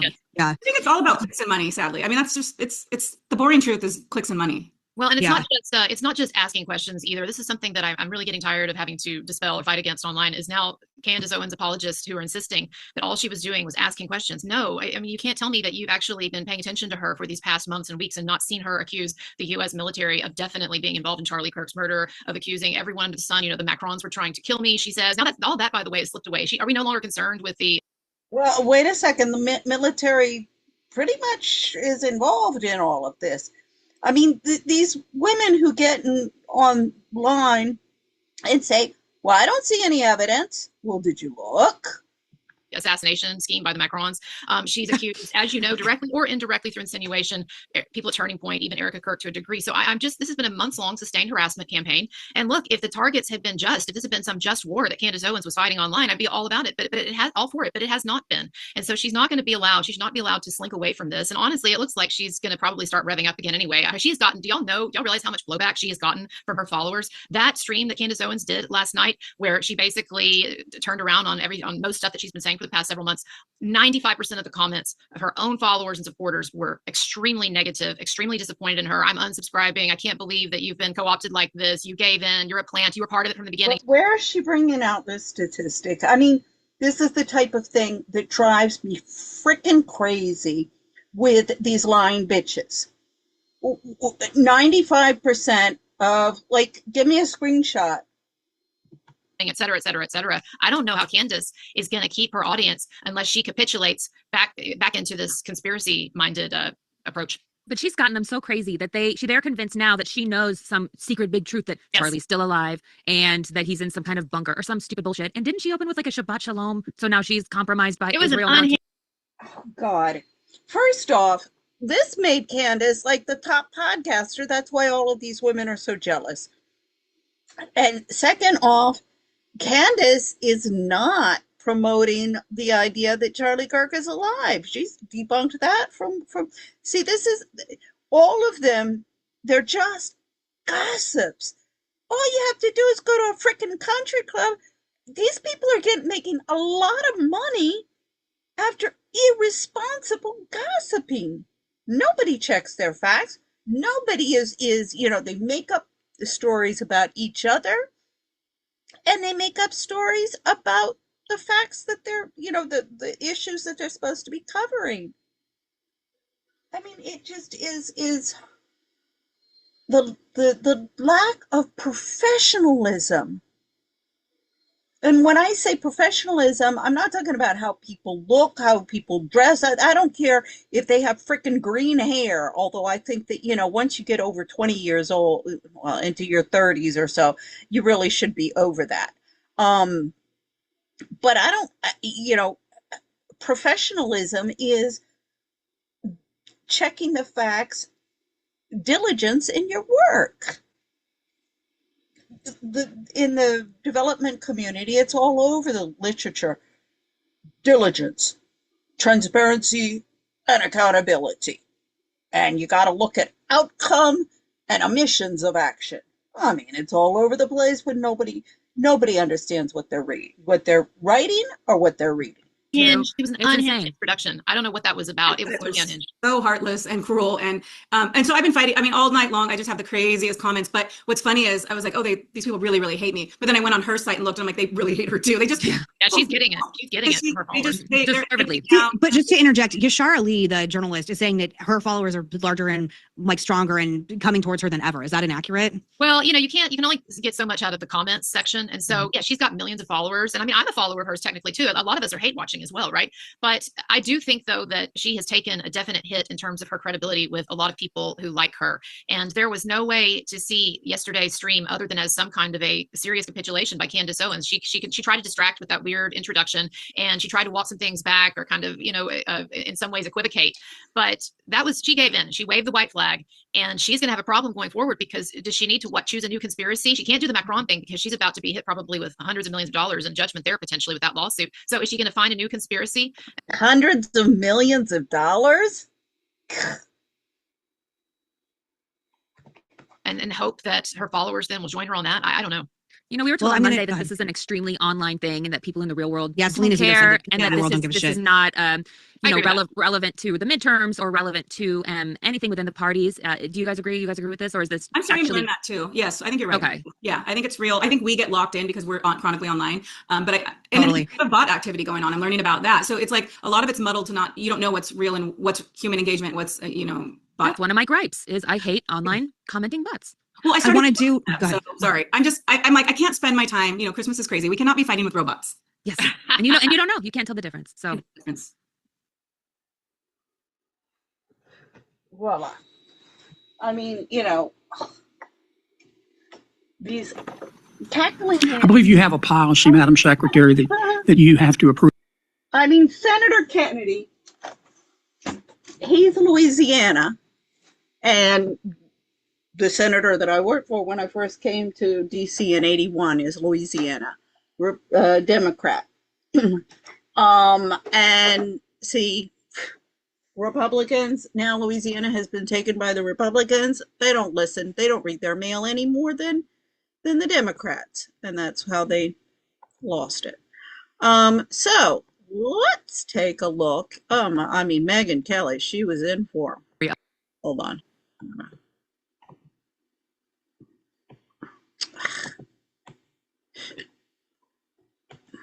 Crime, but we're putting it out there because, as you know, even when I'm on vacation, I like to service the audience.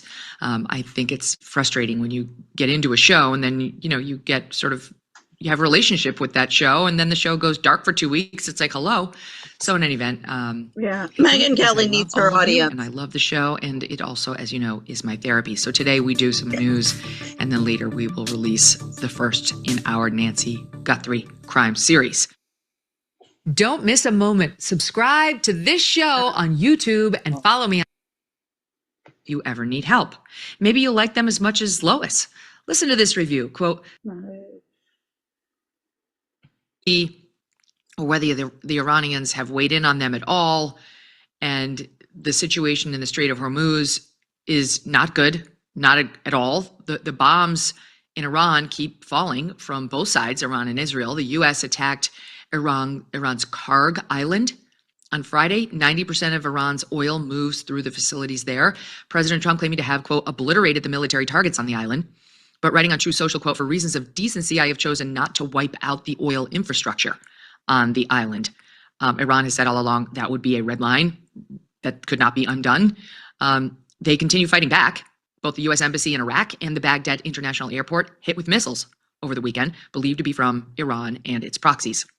That's how it's fighting this war, through its missiles and its drones. And international gas and oil prices continue to be a major concern. Iran says the Strait of Hormuz, where about 20% of the world's oil supply passes, is, quote, closed to our enemies. Now, Trump is currently trying to recruit countries to help protect shipping in the Strait, saying it's really not our problem. Like, we didn't create this problem. It's somebody else's problem because we don't really use the oil that passes through there. Well, I mean, we did create the problem. It's true we don't really use the Strait for a bunch of our oil, but we did create the problem. And I think many of these other countries, based on their response we're getting so far, don't understand why we're not doing the Pottery Barn rule here of we broke it, we bought it. Why is it now China's problem when they have nothing to do with this war, at least as of now? The price of oil trading around $100 a barrel over concerns about this conflict. And the most stunning thing that happened over the weekend was our friend Tucker Carlson came out and said he's being threatened with a criminal prosecution over his opposition to the U.S.'s military operation in Iran. It's incredible. Okay, all that plus the whole world has not stopped just because of the Iran conflict. This is where that like pisses me off so much. I mean, I have been canceled and persecuted since my return to DC for the past 18 years because I keep on telling all of these people, the Tucker Carlsons, all of the journalists, excuse me, if you don't clean up all of these problems and expose all of these problems, we're going to end up in a war, in another world war. I mean, it's inevitable. When I started looking at the beginning of the evidence, I mean, all you have to do is read The Rise of the Fourth Reich, Dark Money, the narcissism epidemic. Look at, the book reviews that I did years ago. That's when I was like, oh, Lordy Lord. History's repeating itself. I mean, oh, this is so horrible. I'm so sick and tired of the journalists. I mean, I have so many names of journalists that I have contacted over the years when they're, when somebody silences them, it's a big freedom of speech violation. But when it happens to an American, where's my, I know I have it here, letters to bigwig journalist. I mean, I've been doing this for years and years. I've been on the, and this is just a sampling. I've been on the, there you go. The committee of outreach to the journalist of the Family Court Reform Protective Mothers groups for at least a decade. But I am the committee because the second, this is where I stopped going to all of these different groups. And this is where I am. It's not totally the fault of all the experts and all of the journalists. If all of the victims would work together, I mean, the woman, Barbara Stone, who submitted to the International Criminal Court, when she was putting together all of the paperwork and all of the cases, she said to me, my God, you cannot believe it is a competition between these people who has the worst case. I said, tell me about it. I've been thankful for the past 20 years that that I don't have young children who are being sexually abused. I mean, some of these cases, I'm just like, I don't know I would commit suicide. Yeah, I wouldn't be able to deal with it. And that's what keeps me fighting. You know, like I have the strength to go on, and that I don't want my sons in a war. I'm like Megyn Kelly. I can assure you, I'm going to be hauling all of her kids' ass to the war. All of you women, you're having it all. All of you with your kids, if you either you can go to the front line now that your kids are getting to 18 years old, we'll send your kids off. And guess what? All of you with little babies, you're going to have thrown over to CPS. Lauren Bush Lauren, for example, that's one of them. I mean, I'm pissed as shit. Megyn Kelly wants to exterminate the homeless. Lauren Bush Lauren wants to feed them. And they all want to see me living in a tent on the street. What, Megyn Kelly, you want to exterminate me along with my kids? I mean, that's basically what we are at, as that's in Tripping the Prom Queen of Susan Shapiro Barash. I mean, this is, ruling the roost, and I represent white privilege. I mean, this is the whole Capote Swan game. This is why Megyn Kelly is no different than Erica Kirk, or here's this Jennifer Welch, and she's the liberal. But for example, she's from Oklahoma. She's the liberal. Megan's the conservative, but like they're really not that different. Jennifer, even though she lives in Oklahoma, she goes to New York all the time. She lives half and half. So see, it's the ideologies are all superficial. I mean, my ex-husband, both of his grandfathers were on the losing side of the Spanish Civil War. The one from Madrid was a communist, and he at least had, some ideological conviction, because he even said, it's all, it's all the same. He recognized that they were just being manipulated to make him go and fight. The anarchist, he was just a mean old coot who was violent. So, like it's, and this is what I've been demonstrating time and time again for the past 15 plus years in examining all of these people. It's rhetoric, but they don't understand how the rhetoric applies to reality. Most of them need a mirror, and stop giving them money and making them feel important to get up on, preaching from the pulpit. And I'm like, well, some of you making some good points there. Yeah, okay, yeah, well, that's interesting. But like this is like some freaking cocktail party. What you gonna do about it? Meanwhile, the people are getting hungry and angry. Last night, the Oscars took place in Hollyweird, and yes, it is indeed just as weird and woke as ever. I mean, they never disappoint, right? We'll get into the highs and lows of the event in just a bit. But let's just start with, I'm going to start with what's happening with Tucker. This is absolutely bizarre. I mean, you probably know by this point, 2+ weeks into this war, that it has divided the country. Yes, very much so. The vast majority of the American public is against the war. And just real quick, I'd like to remind everybody that Tucker Carlson, St. George's, when they didn't want him speaking at the school, he's like, oh, well, that's okay.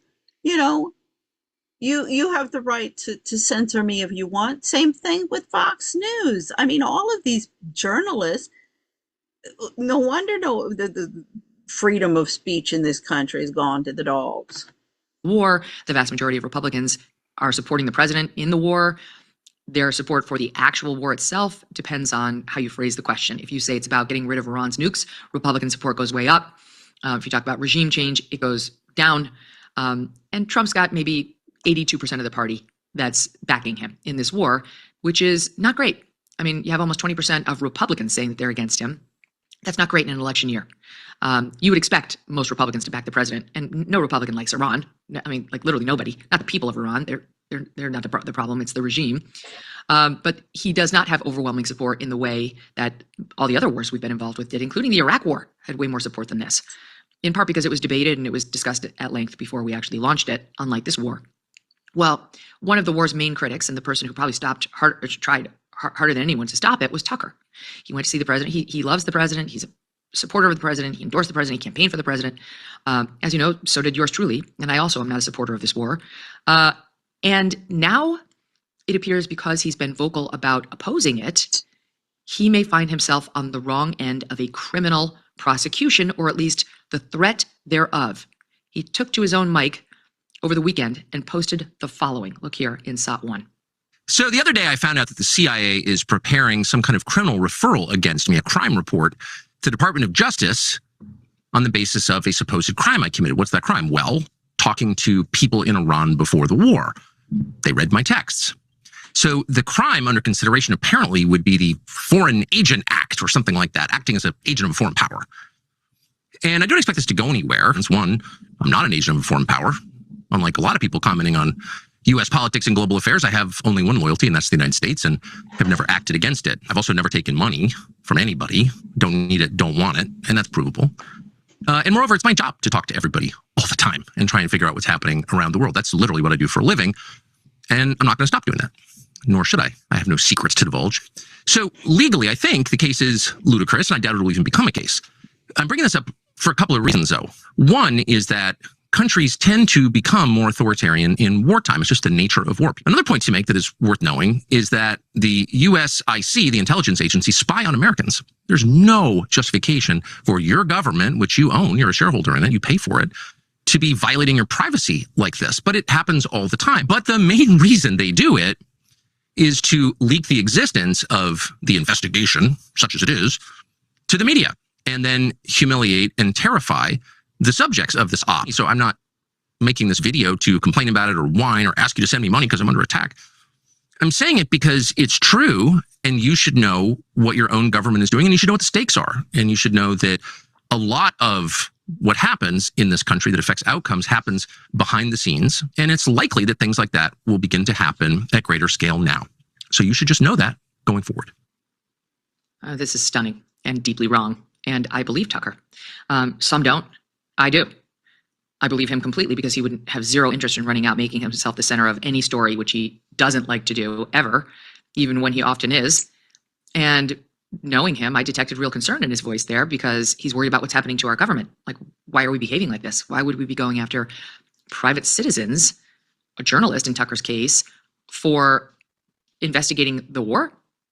I mean, if Tucker, he says he spoke with sources in Iran prior to the conflict getting launched, that's something you would do if you had sources in Iran. You want to find out what was happening on the ground there. I mean, this just drives me crazy. I've been denouncing the lack of freedom of speech and how I mean, the first time I saw it was Juan Williams when he was ousted from NPR in 2010. And that was about when he was getting on a plane, seeing, Muslims in a turban or, some sort of Muslim dress, and that he would, be like, well, gosh. I mean, Charlie Kirk said everybody says he was racist as well because he said, well, with this DEI and filling the quotas, like when I get on a plane and I see a minority, in this case, he was saying a black pilot, I'm like, are they there because they filled a quota, or are they there because, I mean, it's legitimate to ask that question of somebody who is at the helm of your airplane. I mean, there are certain situations where it's like, wait a second, I don't, when we're talking about safety, I don't care about political correctness. I want the best person for the job. I mean, hell, that's what my whole thing about the IMF, I mean, the Institute for Capacity Development, even all of the economists, everybody who worked in the department was like, my Lord, this is the worst manager I've ever seen. Just goes to show you that this fill a quota and, you know, women and all of that crap, look what it produces. I mean, everybody knows, as I say, this is at the IMF, Institute for Capacity Development. This you know, this is not like your little mom and pop store around the corner. Everybody knows. I'm like, God damn it, why is everybody coming to me? They know I was working on, you know, labor rights, litigants' rights, all of these different issues. They're all involved, yet they come to me complaining and want me to wave a magic wand. They got pissed off when I couldn't wave a magic wand. I'm like, no, it's a process. I got to file the complaints, and then I got to find a lawyer who's going to help me go up against all of these people. I mean, I can write letters till the cows come home, but they're just going to ignore them unless I have a lawyer behind me that is afraid that they're going to call their ass into the courts. And why are all of these bigwig economists from Harvard? No, they're in bed with Sharmanese Curry. See, this is what nobody's looking at. Larry Summers is all over the place. Oh, Nimet Shafiq, her name came up. As I said, she was INS. They built the Institute for Capacity Development. Dominique Strauss-Kahn, he did all of this quantitative easing. Ask Dr. Warner about all of this. He'll confirm what I'm saying. Took it into La La Land, and what ICD has been doing, see, since the 90s, they've been doing financial inclusion, and then ICD has been training all of the finance ministers and the central banks across the globe to follow the lead of the Americans and the concentration of wealth through the central banks and to the oligarchs. That's the motor behind these wars. Like Venezuela, somebody made the point, the countries that they're going to war against are the ones who didn't buy into the monetary system. That's where it is. See, so all of this cacophony is just cacophony. So now let's listen to, this is the new, I mean, they're cracking me up. I love a lot of what they have, these two women. Oklahoma City, so it's Jennifer Welch and Boots Sullivan, they call her. Now this is just going to be Jennifer, but listen. All right, MAGA cannibalism is completely underway, and it is so delicious. Fasten your seatbelt. Let's take a break from all of the egregious lawlessness and human rights violations at the behest of the president and all of his acolytes. And let's look at what's going on with Megyn Kelly and Mark Levin. Pop this. I mean, see, when people throw this word around, these human rights violations going on under Trump, I'm like, don't throw that word around. Just like any word, don't throw them around haphazardly, because then they have no meaning. I mean, this is, I know people, when I use the word fascist, I mean the word fascist. And it's been going on the left as much as the right. The first time that I called anybody a fascist, well, apart from my mother or people in my family, that's another can of worms. But, within Washington and the different agencies and organizations was the IMF and the ladies over at the Institute for Capacity Development, Sharmanese Curry, Adrienne Thapa. Yeah, I'm like, they're all a bunch of fascists. And as I say, I mean it. And that's the left from the fascists. So if you use a word, please use it appropriately and know what you mean. So Megyn has nicknamed Mark Levin, who went after Meghan first. She's nicknamed him Micropenis Mark. But what prompted this is Mark tweeted to Meghan, poor Megyn Kelly, an emotionally unhinged, lewd, and petulant wreck. She's completely revealed and destroyed herself. She's everything people say she is, but much worse. Never an intelligent, thoughtful, or substantive comment, utterly toxic. She retweets with comments and puts, Micropenis Mark thinks he has the monopoly on lewd. He tweets about me obsessively in the crudest, nastiest terms possible, literally more than some stalkers I've had arrested. He doesn't like it when women like me fight back because of his micropenis. I just have to say, I rarely agree with Megyn Kelly. I rarely support her. I think calling Mark Levin Micropenis Mark is spot on. I think it's perfect and I support it. And Marjorie Taylor Greene is so jealous. She wanted to jump in on this. And now she's chimed into the chat. Pop this up. She says, I wholeheartedly support Megyn Kelly telling the world that Mark Levin has a micropenis. It's the most deserved insult, and I don't care if it's vulgar. And Trump's gigantic defense of Levin only enraged the base more. People are done. MAGA destroyed by micropenis Mark. Marjorie, I have to say, I hardly ever agree with you. A+, no notes. Angie and I have been making the case that MAGA men suffer from micropenises for quite some Well, see, there's a point of agreement, ladies. Maybe you could sit down and move from there and agree on some other things. some time for about 3 years. So I'd like to say welcome. Welcome to the resistance of the micropene. There's room for you. We can build a big tent against little dick energy. And so Ted Cruz, of course, speaking of micropenises, he just has to jump in.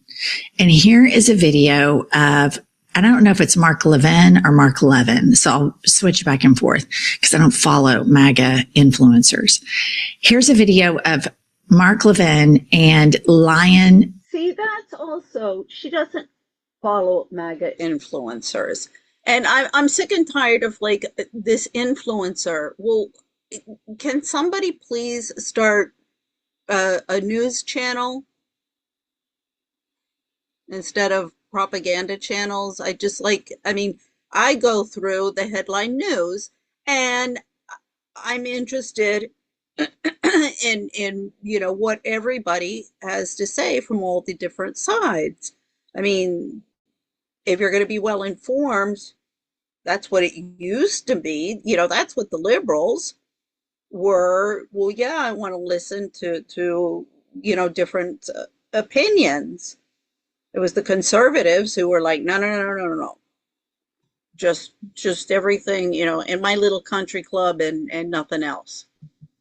Ted Cruz on Fox News. Play the clip. On the Republican side, I think it's terrifying. I've seen more anti-Semitism on the right in the last 18 months than at any time in my life. And it is growing, and there are a handful of loudmouths, of self-appointed influencers that are driving it. And I believe many of them are being paid. I think they're being paid by Qatar. I think they're being paid by foreign nations. And they are spreading, number one, hatred of Israel. Number two, hatred of Jews writ large. Number three, they are embracing and apologizing the Islamist enemies of America. They're embracing Hamas, they're embracing Iran, and they're attacking Donald Trump for standing up and acting decisively to take out Iran's nuclear weapons facilities, for bombing Iran now to take out their ability to kill more Americans. And it's doing real damage. And in my view, this threat is literally an existential threat. And the reason I say that is because anti-Semitism is the gateway to anti-capitalism and anti-Americanism. All right. So much to unpackage there. Number one, there is a distinct difference between criticism of a government, which all governments are worthy of criticism, especially if they're democracies. They should welcome criticism. They should welcome critique. There's a complete difference between criticizing Israel and then straight up anti-Semitism. My problem with thinking that there's any veracity or integrity in anything Lion Ted has to say is he's never called out Elon Musk. He's not referring to these young Republican Nazi chats that are spreading like wildfire all over the place. And really, if he were a true champion against anti-Semitism. Now, the thing is, okay, wait a sec. Nazi chats spreading like wildfire all over the place, yet she says she doesn't listen to any of the podcasters. This is also, please. It is necessary to be out there. I mean, one of the problems, I've really been concentrating on YouTube. I'll look at Rumble later for the purposes of, what I've been looking at since the Charlie Kirk assassination. And I guess that'll go into, into his, trial in May. I kind of am staying on YouTube because it is much more censoring. The thing is with Rumble, that's going to be another examination because there is less censorship, but you are going to have a lot more cacophony. So that'll be kind of another exercise. Anybody who is a scientist out there, if you're looking at something, you do want some variables in your experiments, but you want to also have a certain number of variables that are controlled. He would be demanding that critiques of Israel be completely separate than bigoted language towards Jewish people. But instead, he conflates the two, which makes Jews less safe worldwide. You cannot be a country that is above criticism, especially a country that has committed a genocide. And then you have all of these voices that cherry pick who can and who cannot be anti-Semitic. Let's look at Donald Trump. There are great people. Okay, but see, this is where I'm also going to criticize Jennifer Welch. I hope she'll listen instead of just becoming offended. She really should look at Candace's stuff on the Semites and the issues there. I point to the Marianne Seigart. Her great-great-great-grandfather was Rudy Singer. Here, let's go. I don't know why it's coming up.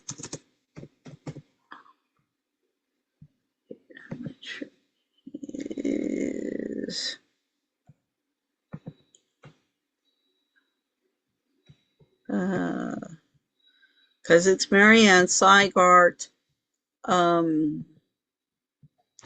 As I say, Rudy Singer, and ICD is in Austria.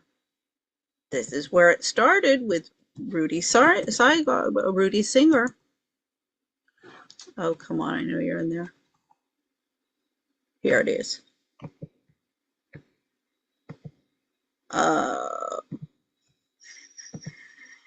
So he was blamed for the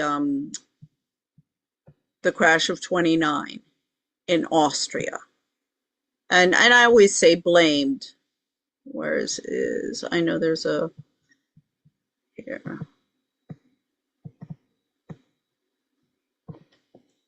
Because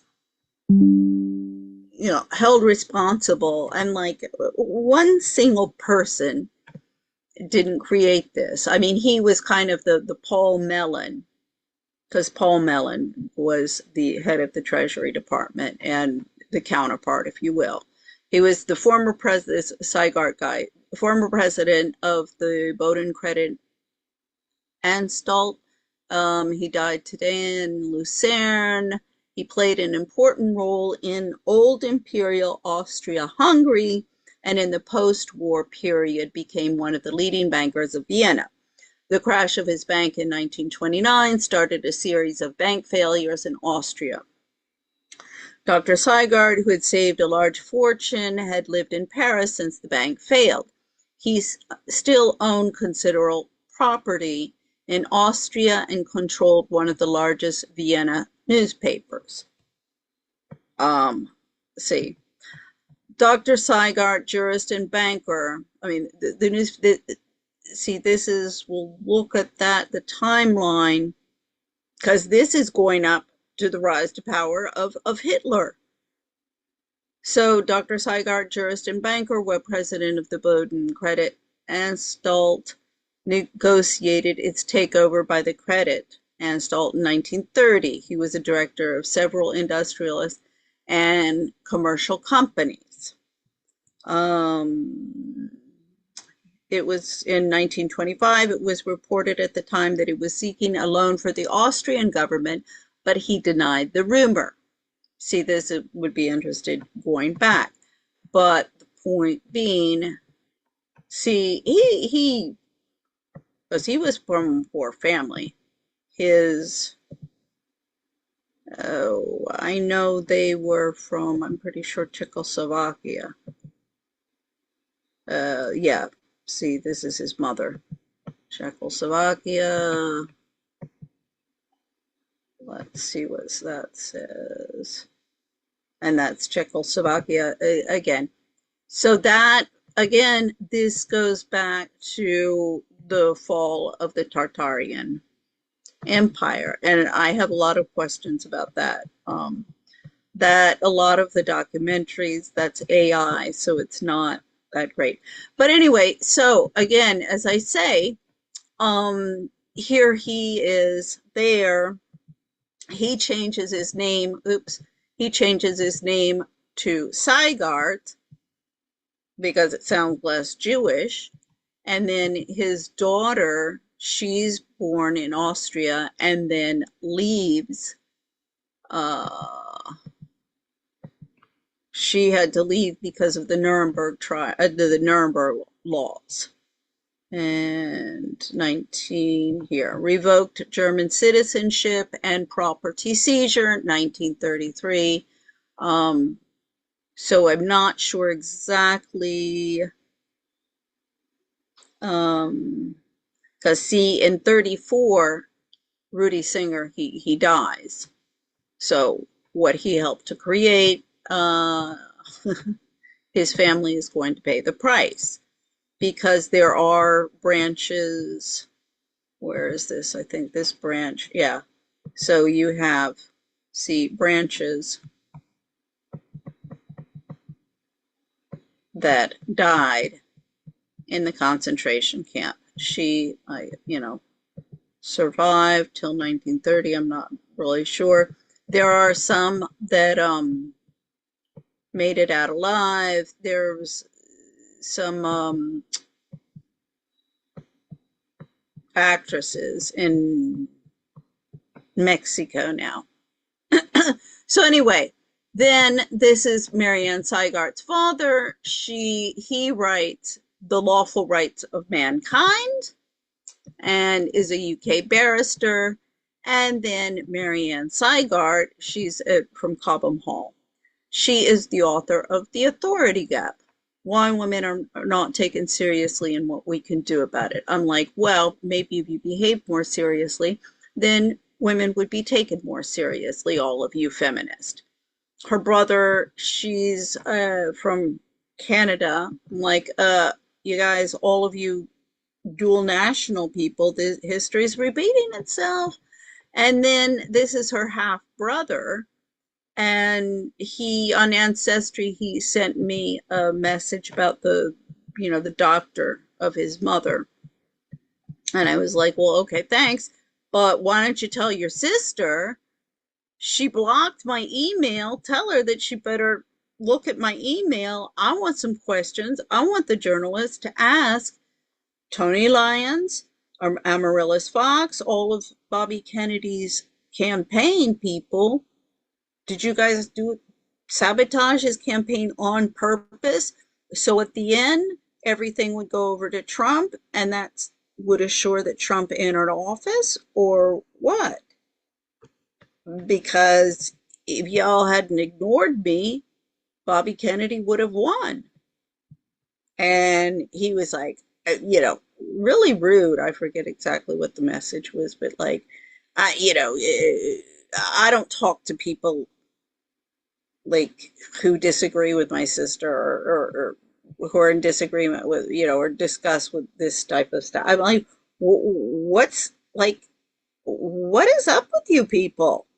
This is where I'm like, you guys are living in a total, I mean, I know I come from this world. I know, they don't want to, oh, you're just a stupid goyim.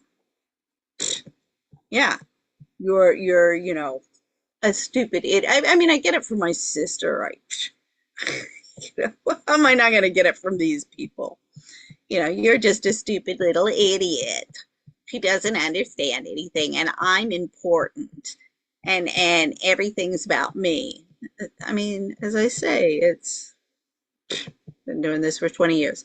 So anyway, what's interesting about his family is this goes back to, I don't know if I put in the Magna Carta, if this is going to bring it up. No. Aglion. Well, you got something that goes back to the 1800s, but that goes back to the Magna Carta, and that was very interesting about his family. So anyway, voila, that we're doing this again, and this whole thing about the Jews being persecuted, and anybody who criticizes them is evil, and how shall I say it? You're just being, well, it's not racist. So I don't know, what do you call it when it's religion based? So,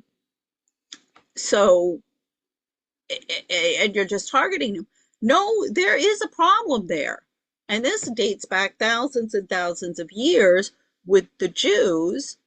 And particularly, these are the Jews from Czechoslovakia, the Jews from Central Europe. Now, I still have many questions. As I say, all of the AI films on the Tartarian Empire, they're AI and somewhat informative, but you got to take them with a grain of salt, and it just gives you kind of a surface that needs to be looked at in more in depth. Because quite frankly, like, I remember in history, it was always about Western civilization. We learned nothing about the East. Genghis Khan and Confucius. That's like about it. So anyway, this goes back to Jesus Christ. And the usury, charging interest. This is the entire banking system, the whole stuff. I've been looking at that. The Freemasons. The Freemasons, that's also, gotten a bad rap. They're not necessarily these satanic groups. Yes, there's all sorts of satanic rituals that have been attached to it, but that's also, things coming together, different groups coming together that not are always, you can say this a lot about a lot of different groups. But anyway, there is a Jewish issue, and the whole idea of having Israel was supposed to, my understanding was, this would give them a nation state. I didn't realize all of the religious significance. I mean, I really, this is where I love these two ladies, because they go off on the evangelical Christians, and I have to agree. I mean, this, I'm sorry, but the evangelical Christians in the United States are just as problematic as the Roman Catholic Church. People on both sides, Elon Musk, back-to-back Sig Heils. And then interestingly, he really shows us a window into his soul when he says anti-Semitism is a gateway drug to anti-capitalism. He's got it all wrong. Anti-Semitism is a gateway drug to misogyny, homophobia, transphobia, race. No, the whole capitalism thing, that's also a discussion. Anybody goes there, I'm like, okay, first tell me if you're talking about Mandevillean capitalism or Adam Smith capitalism. Right then and there, they go, what are you talking about? Okay, yeah, see, this is the thing. Mandevillean capitalism is basically, oh, well, whores, prostitutes, drug addicts, soldiers, gun weapons producers, those produce economies. GDP, this is perfectly good. Thing is, self-destructive. That's when I go, see, no, it doesn't have to lead to Mandevillean capitalism. If it leads to Adam Smith capitalism, I don't care if it's coming from the Jews or from the Christians or from the Muslims. I'm good. We can have their different systems of, financial institutions, political institutions, religious institutions, whatever, as long as we've got, societies based on, as I say, the Adam Smith type of socioeconomic order that's based on sustainable development and moral, the products and services that you produce are morally enriching for the society, whether that be, religiously or secularly, spiritually, however you want to call it, Maslow's hierarchy of needs, however you want to put it, but that people are not drug addicts and alcoholics because the society that you produce is so dysfunctional that everybody needs their respective drugs to survive. Racism, anti-immigration bigotry. But Ted only cares about Israel and money because he doesn't believe in universal human rights. He's completely fine with any other form of bigotry, just not any bigotry towards the country of Israel. And then if you... My question for Jennifer Welch, does she believe in universal human rights for women in the home and family in Western society? And the trad wife, what's wrong with being a woman who stays at home and dedicates herself to her children, bringing up her children, and her husband's career? I mean, I could have stayed and I walked away from a career in politics. I walked away from a career in finance. I didn't want anything to do with it. I was like, I'm fine. I'm fine. We live off of his career, off of his salary. I have no problem with that. Now, when he destroyed it and I got to step in and, step up to the plate and I do it, and you all are jealous and backstabbing witches, there I got a problem. And then you turn around and talk about universal human rights for all, for the LGBT community, for the transgenders, for the minorities. What? Because I'm white, privileged, trad wife, I'm not entitled to human rights? You critique the country of Israel, then he's going to call you an anti-Semite and say you're making Jews less safe worldwide, which the people who are making Jews less safe worldwide are the people who demand the conflation of the two and demand that all Jewish people are the same, that are some sort of monolith. No, excuse me. The ones that are making Jews less safe worldwide are the Wall Street Jews. Because there is a very high percentage of Jews in Wall Street and in Hollywood manipulating all of this. And this is not some conspiracy theory. Go and start looking at all of the different, trees that I'm putting together, all of the different names of everybody that's in there. There are a lot of them. It's not exclusively, the golden boy that did exist, but that was more the 1930s. Since then, Paul Newman of the Great Gatsby,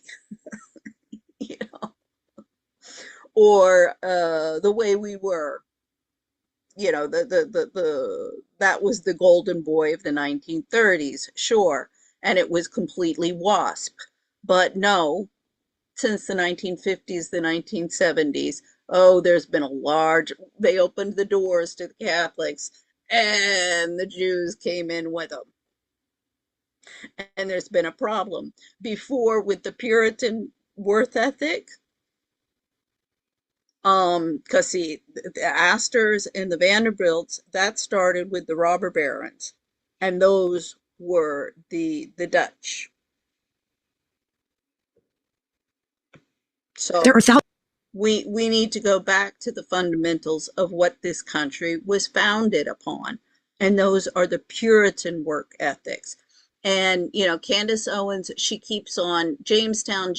Yeah, you did have the South, and you did have that feudal, the same system as you had in in England. Instead of serfs, you did have slaves, because those were charters, and they were created to make money for the people who got the charters to develop those lands. Now in the North, Massachusetts Bay, Delaware, Rhode Island, and even Pennsylvania, that was William Penn. He did get a charter, but it was still religious based. I don't think it was really so much to make money. I think it was more to get rid of William Penn, because they kept on sticking him in the Tower of London, and that didn't look too good.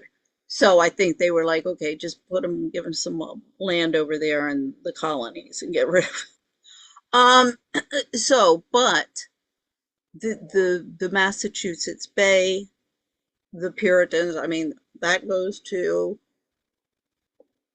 the Wilcox family tree, with admonitions to Parliament, 1571, and a choice drop of honey, 1666. So that's where we need to go back to. And as I say,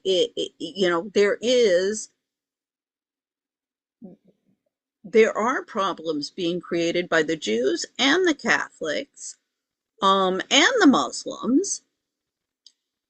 And these are historical problems, and it's just as problematic as the problems that the Christians have been creating.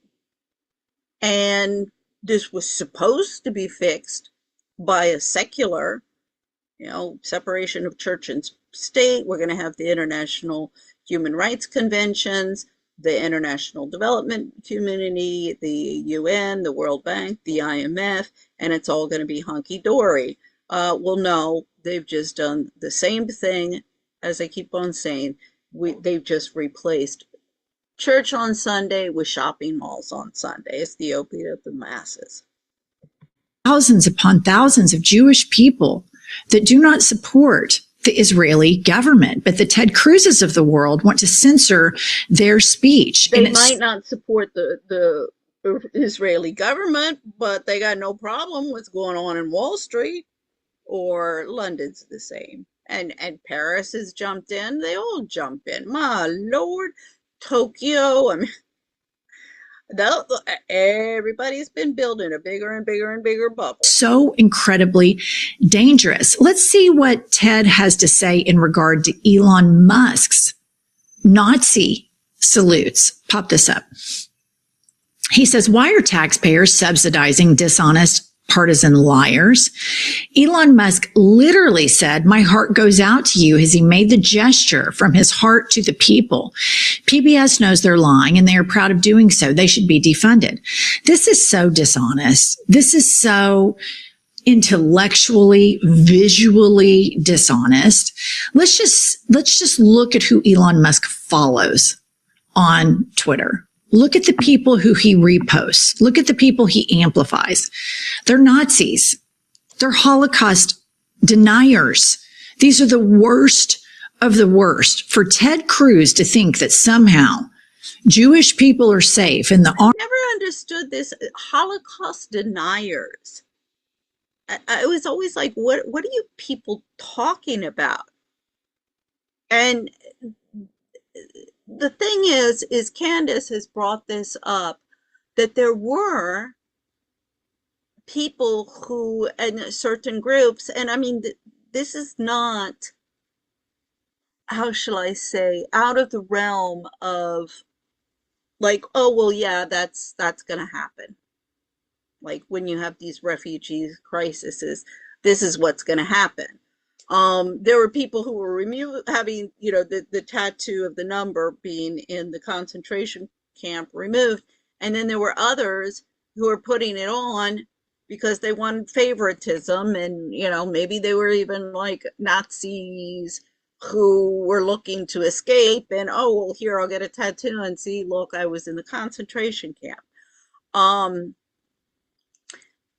And then there was also propaganda. So this whole thing, questioning anything of the official narrative. Oh, they're Nazi denier.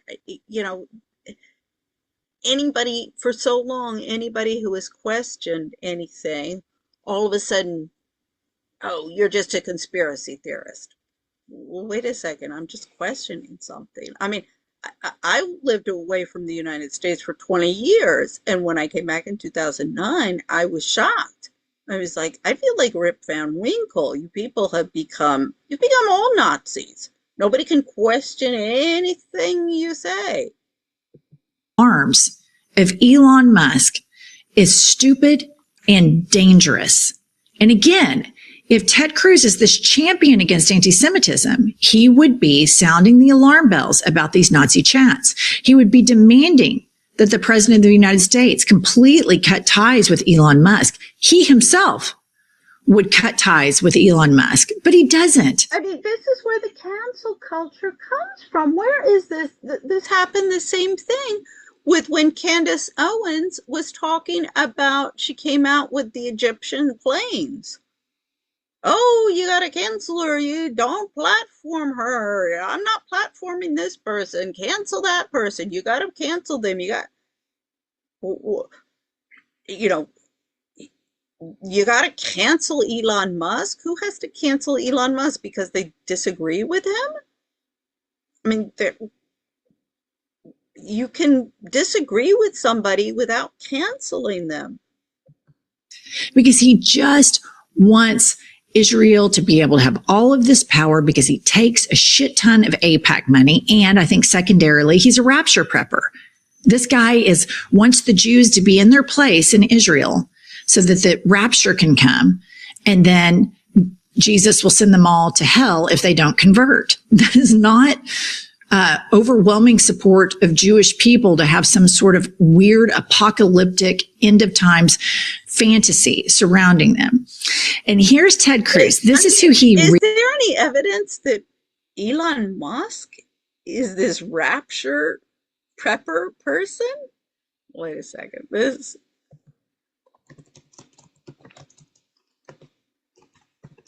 a rapture prepper.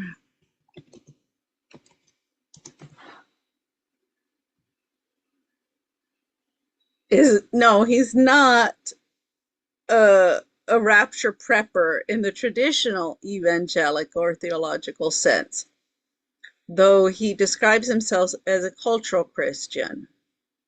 Okay, yeah.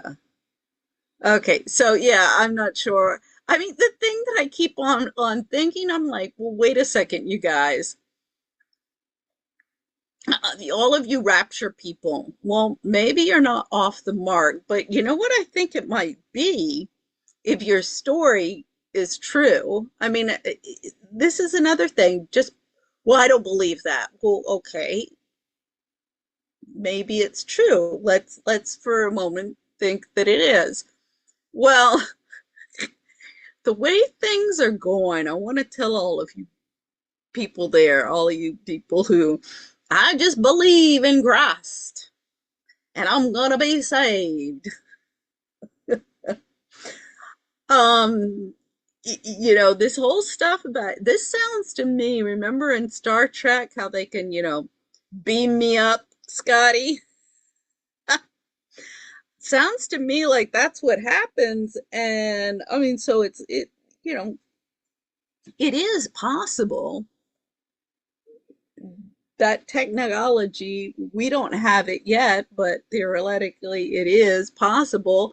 Everybody who's good, we're going to beam them up. So I guess all of the babies, all of the kids, I mean, as I has always said, you know, no child is born evil.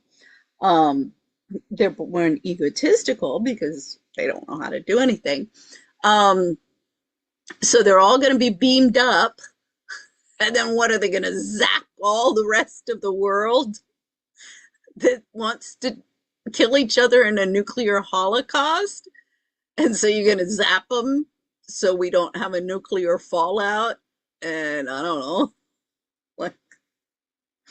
like in the that was with Sarah Jessica Parker. I have to admit that Martian movie was kind of funny. And so you just zap everybody. I mean, it is starting to make some sense because I don't know if you're going to self-destruct, if you're going to destroy the planet in a nuclear holocaust. Perhaps that's what the no Martians are planning. Who knows? Really is going after is Tucker Carlson. Now, Tucker has been very critical of Israel, very, and he makes a lot of really good points about Israel's control over the United States and over politicians in America. Yeah. Tucker makes a good point that a lot of politicians claim to be America first, when in fact they are constantly voting to ignore war crimes that Israel has committed. They're their pocketbook first. They're their egos first. Whoever will buy them.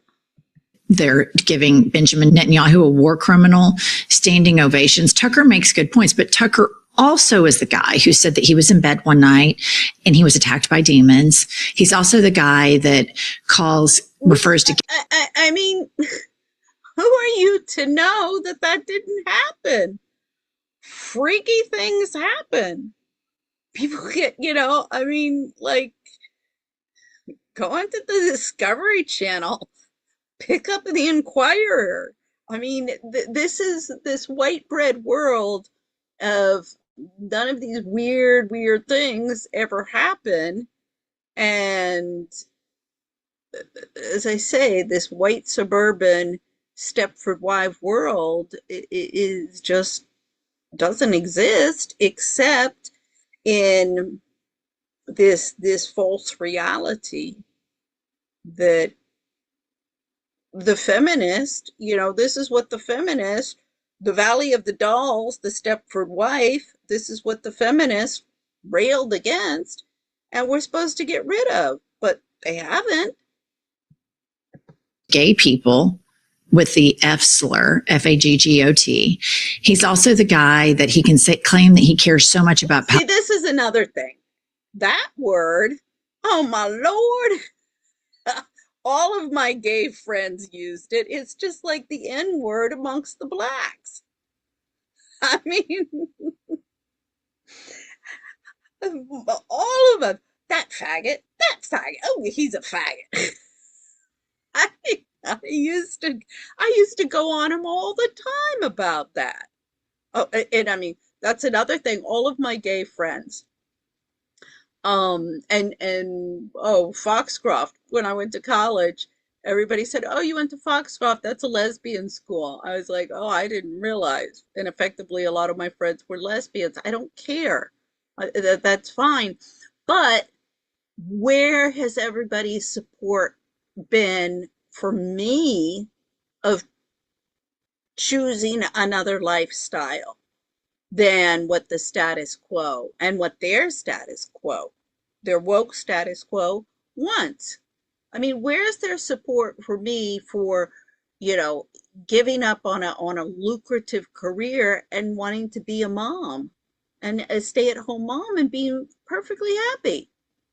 Okay, we were traveling around and we were trailing spouse, and I guess there's that jealousy. Oh, she went off and she, traveled the world, and here I was in the, 9 to 5, blah, blah, blah. I mean, living in hotels, I'm not complaining about my life at all, but it's not just all hunky dory either. You also, you know, I'd be in hotels for 3 months sometimes with my kids. I'd go, I wouldn't know a single person, be all by myself. I mean, when we lived in Brussels, 4 years though there. I mean, okay, I had my babies, I was happy, but again, there were trade-offs. I was completely isolated. I mean, that's what my ex-husband wanted. So, all of this, um, I just had it with all the liberals. I was a liberal, and I still am a liberal, but I'm a true liberal in the true sense of the word. Palestinians and Palestinian children, but as he stood up for the children of immigrants here in the United States, families who pay taxes. What about my children? They have been denied their rights. They're American citizens as well. They're not foreign immigrants. They're American citizens. And they're being denied their rights because everybody, and I've been denied my rights because everybody's concerned about the rights of foreigners, but oh, no, you represent white privilege. I'm talking about me. I represent white privilege, and I've been offered up as a sacrificial lamb by white privilege who doesn't want anybody rocking the boat. And all of the social climbers, they just want to get into the boat. Contribute, they're not able to get anything back out of it, and they're separated from their kids. No, because he doesn't believe in universal human rights. Let me remind you that MAGA, the people that are totally in Trump's tank, the liberals don't believe in universal human rights any more than the Republicans and the conservatives. That's a real fallacy. Understand that Tucker is a threat, and they're preemptively trying to take him out. So here's Ted Cruz talking about. And if that were true, everybody would be defending freedom of speech instead of promoting the cancel culture. Tucker. But in a college classroom, I'm a lot less certain. And it is being spread by loud voices, the most consequential of whom is Tucker Carlson. I believe Tucker Carlson is the single most dangerous demagogue in this country. Okay, stop it right there. Ted Cruz is the guy that said the same stuff about Donald Trump. And then when Donald Trump became the nominee, it's all, God bless Donald Trump. Ted Cruz didn't give a shit that he was a demagogue, didn't give a shit that he called his wife ugly, could have given two shits about any of this stuff. But now Ted Cruz has his sights set on Tucker Carlson. Do any of you think for 1 second, let's fast forward to 2028, Tucker Carlson is the nominee, that Ted Cruz isn't there going, God bless Tucker Carlson. These people. Oh, my Lord. Yeah, I don't think Tucker Carlson has any intention. Maybe I'm reading this wrong. I don't know, Tucker Carlson, maybe you can clarify. I don't think he has any intention for running for office of president or any kind of office whatsoever. I really don't think that. Yeah, that makes me laugh. But the thing is Ted Cruz. Oh God, he got a letter from me about my case when he first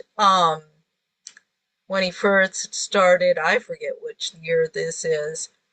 When he became somebody known. My mother supported him. She was an early supporter of Ted Cruz. Oh, and I was just like, oh God, okay, yeah. The thing is anytime my mother would be a supporter, I'd be like, okay, that's a problem. People believe in absolutely. She thought the same thing about me, so I guess we're keep. Nothing. Their fight against anti-Semitism is performative and self-serving. Him wanting to take down Tucker Carlson is performative and self-serving. Furthermore, he has no credibility whatsoever in any attack on any demagogue when he bends the knee to Donald Trump every single chance he can get. But let's look at the polling on Israel. Let's look at what's happened since the American public has opened up its eyes and said, why are the Democrats not opposing all of this money that we're sending to this war in Gaza? Why are the Democrats not opposing that? So as the American public is waking up that there's bipartisan support constantly for sending bombs to Israel, constantly for sending aid to Israel, but we're always told, no, we can't have nice things at home. The popularity of a country that is run by a war criminal that commits a genocide on oppressed people, unsurprisingly, we see that Israel is polling at all-time lows in the United States. Pop this up. NBC poll, 57% of Democrats have a negative view of Israel. 54% of Republicans view Israel positively. Only 17% of Democratic voters sympathize with Israel in the Israeli-Palestinian conflict. So one could say that Tucker Carlson is an opportunist, and he's seen this. One could say that Tucker Carlson genuinely feels like this is wrong. I tend to question anybody who doesn't prioritize universal human rights. I don't think Tucker Carlson does, and I don't think Ted Cruz does. Despite all of that, I have to say that Tucker Carlson, amongst everybody out there, except for ignoring me, that he doesn't get a gold star. But more than anybody out there, Tucker Carlson is for defending human rights, more so than anybody. And to put him in the same basket of Ted Cruz is completely unfair.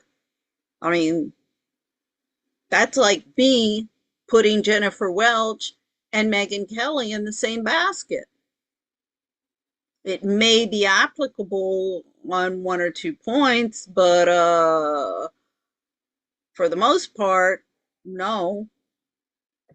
MAGA cannibalism is utterly delicious, absolutely delicious. But let's do a little check-in. Well, MAGA cannibalism being delicious might not be the best PR. Well, let's let her finish. PR rhetoric at the moment, particularly amongst the liberal Democrats. With Trump. So here's what happened.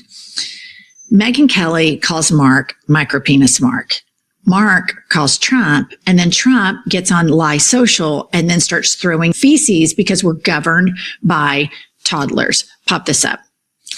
Chris Brunette tweets, MAGA is completely 100% dead. MAGA is now just a zombie skin suit worn by Mark Levin, Bill Ackman, Barry Weiss, Jared Kushner, Captive Dreamer, Ben Shapiro, Douglas Murray, and on he goes. So Trump goes and does a multi-paragraph defense of Mark Levin, who got his feelings hurt because Megyn Kelly accurately calls him micropenis Mark, because only a person with a micropenis would call and tattle to a person with full-blown dementia about getting his feelings hurt. But let's check in. Has Mark Levin always been consistent? Let's do a little check-in. Let's see what Mark had to say in 2016. I would like to remind all of these people, these podcasters, journalists, whatever you want to call them. The world is watching.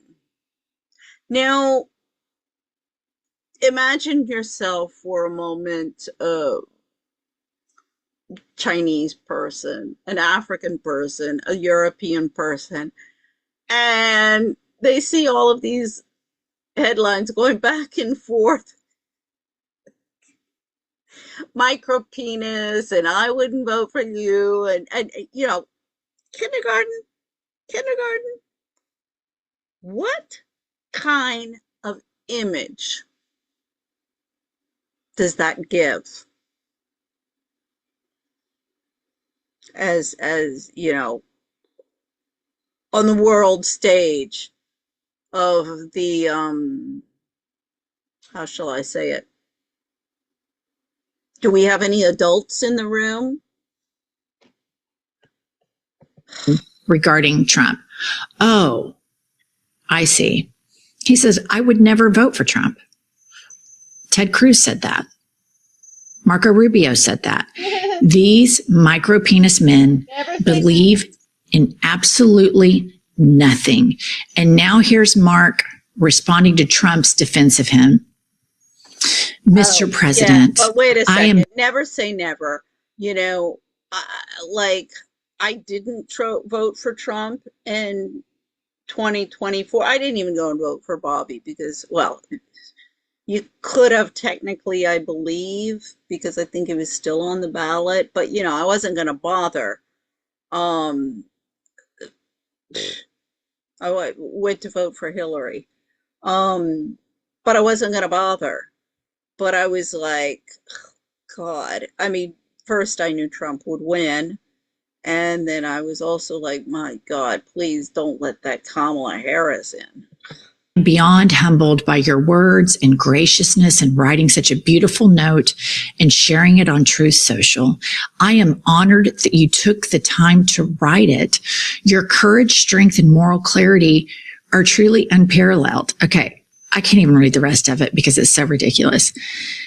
If Mark had a micro penis before Megyn Kelly took him out, it is now inverted inside his body. He just castrated himself on the internet. How all of these Republican men are able to castrate themselves and emasculate themselves on the internet year after year for this man is something that I will be fascinated about forever. The men who claim that they are big. But why doesn't she call out the Democrat and the liberal men for doing the same? Tough guys are in fact micro penises. Megyn Kelly and Marge are so close to getting it, you guys. They are almost there. All right, that's all we have. Like, subscribe, comment, and we'll be back later with more news. Okay, so that is it for today. Oh, almost 3 hours. So yeah, I just wanted to kind of, I was like, oh gosh. At the country club, one flew over the cuckoo's nest country club, filled with the cackling hens of the internet. Okay, so that's it. Where am I? Oh, where my little guy is. Okay, well, have a nice evening. Good night.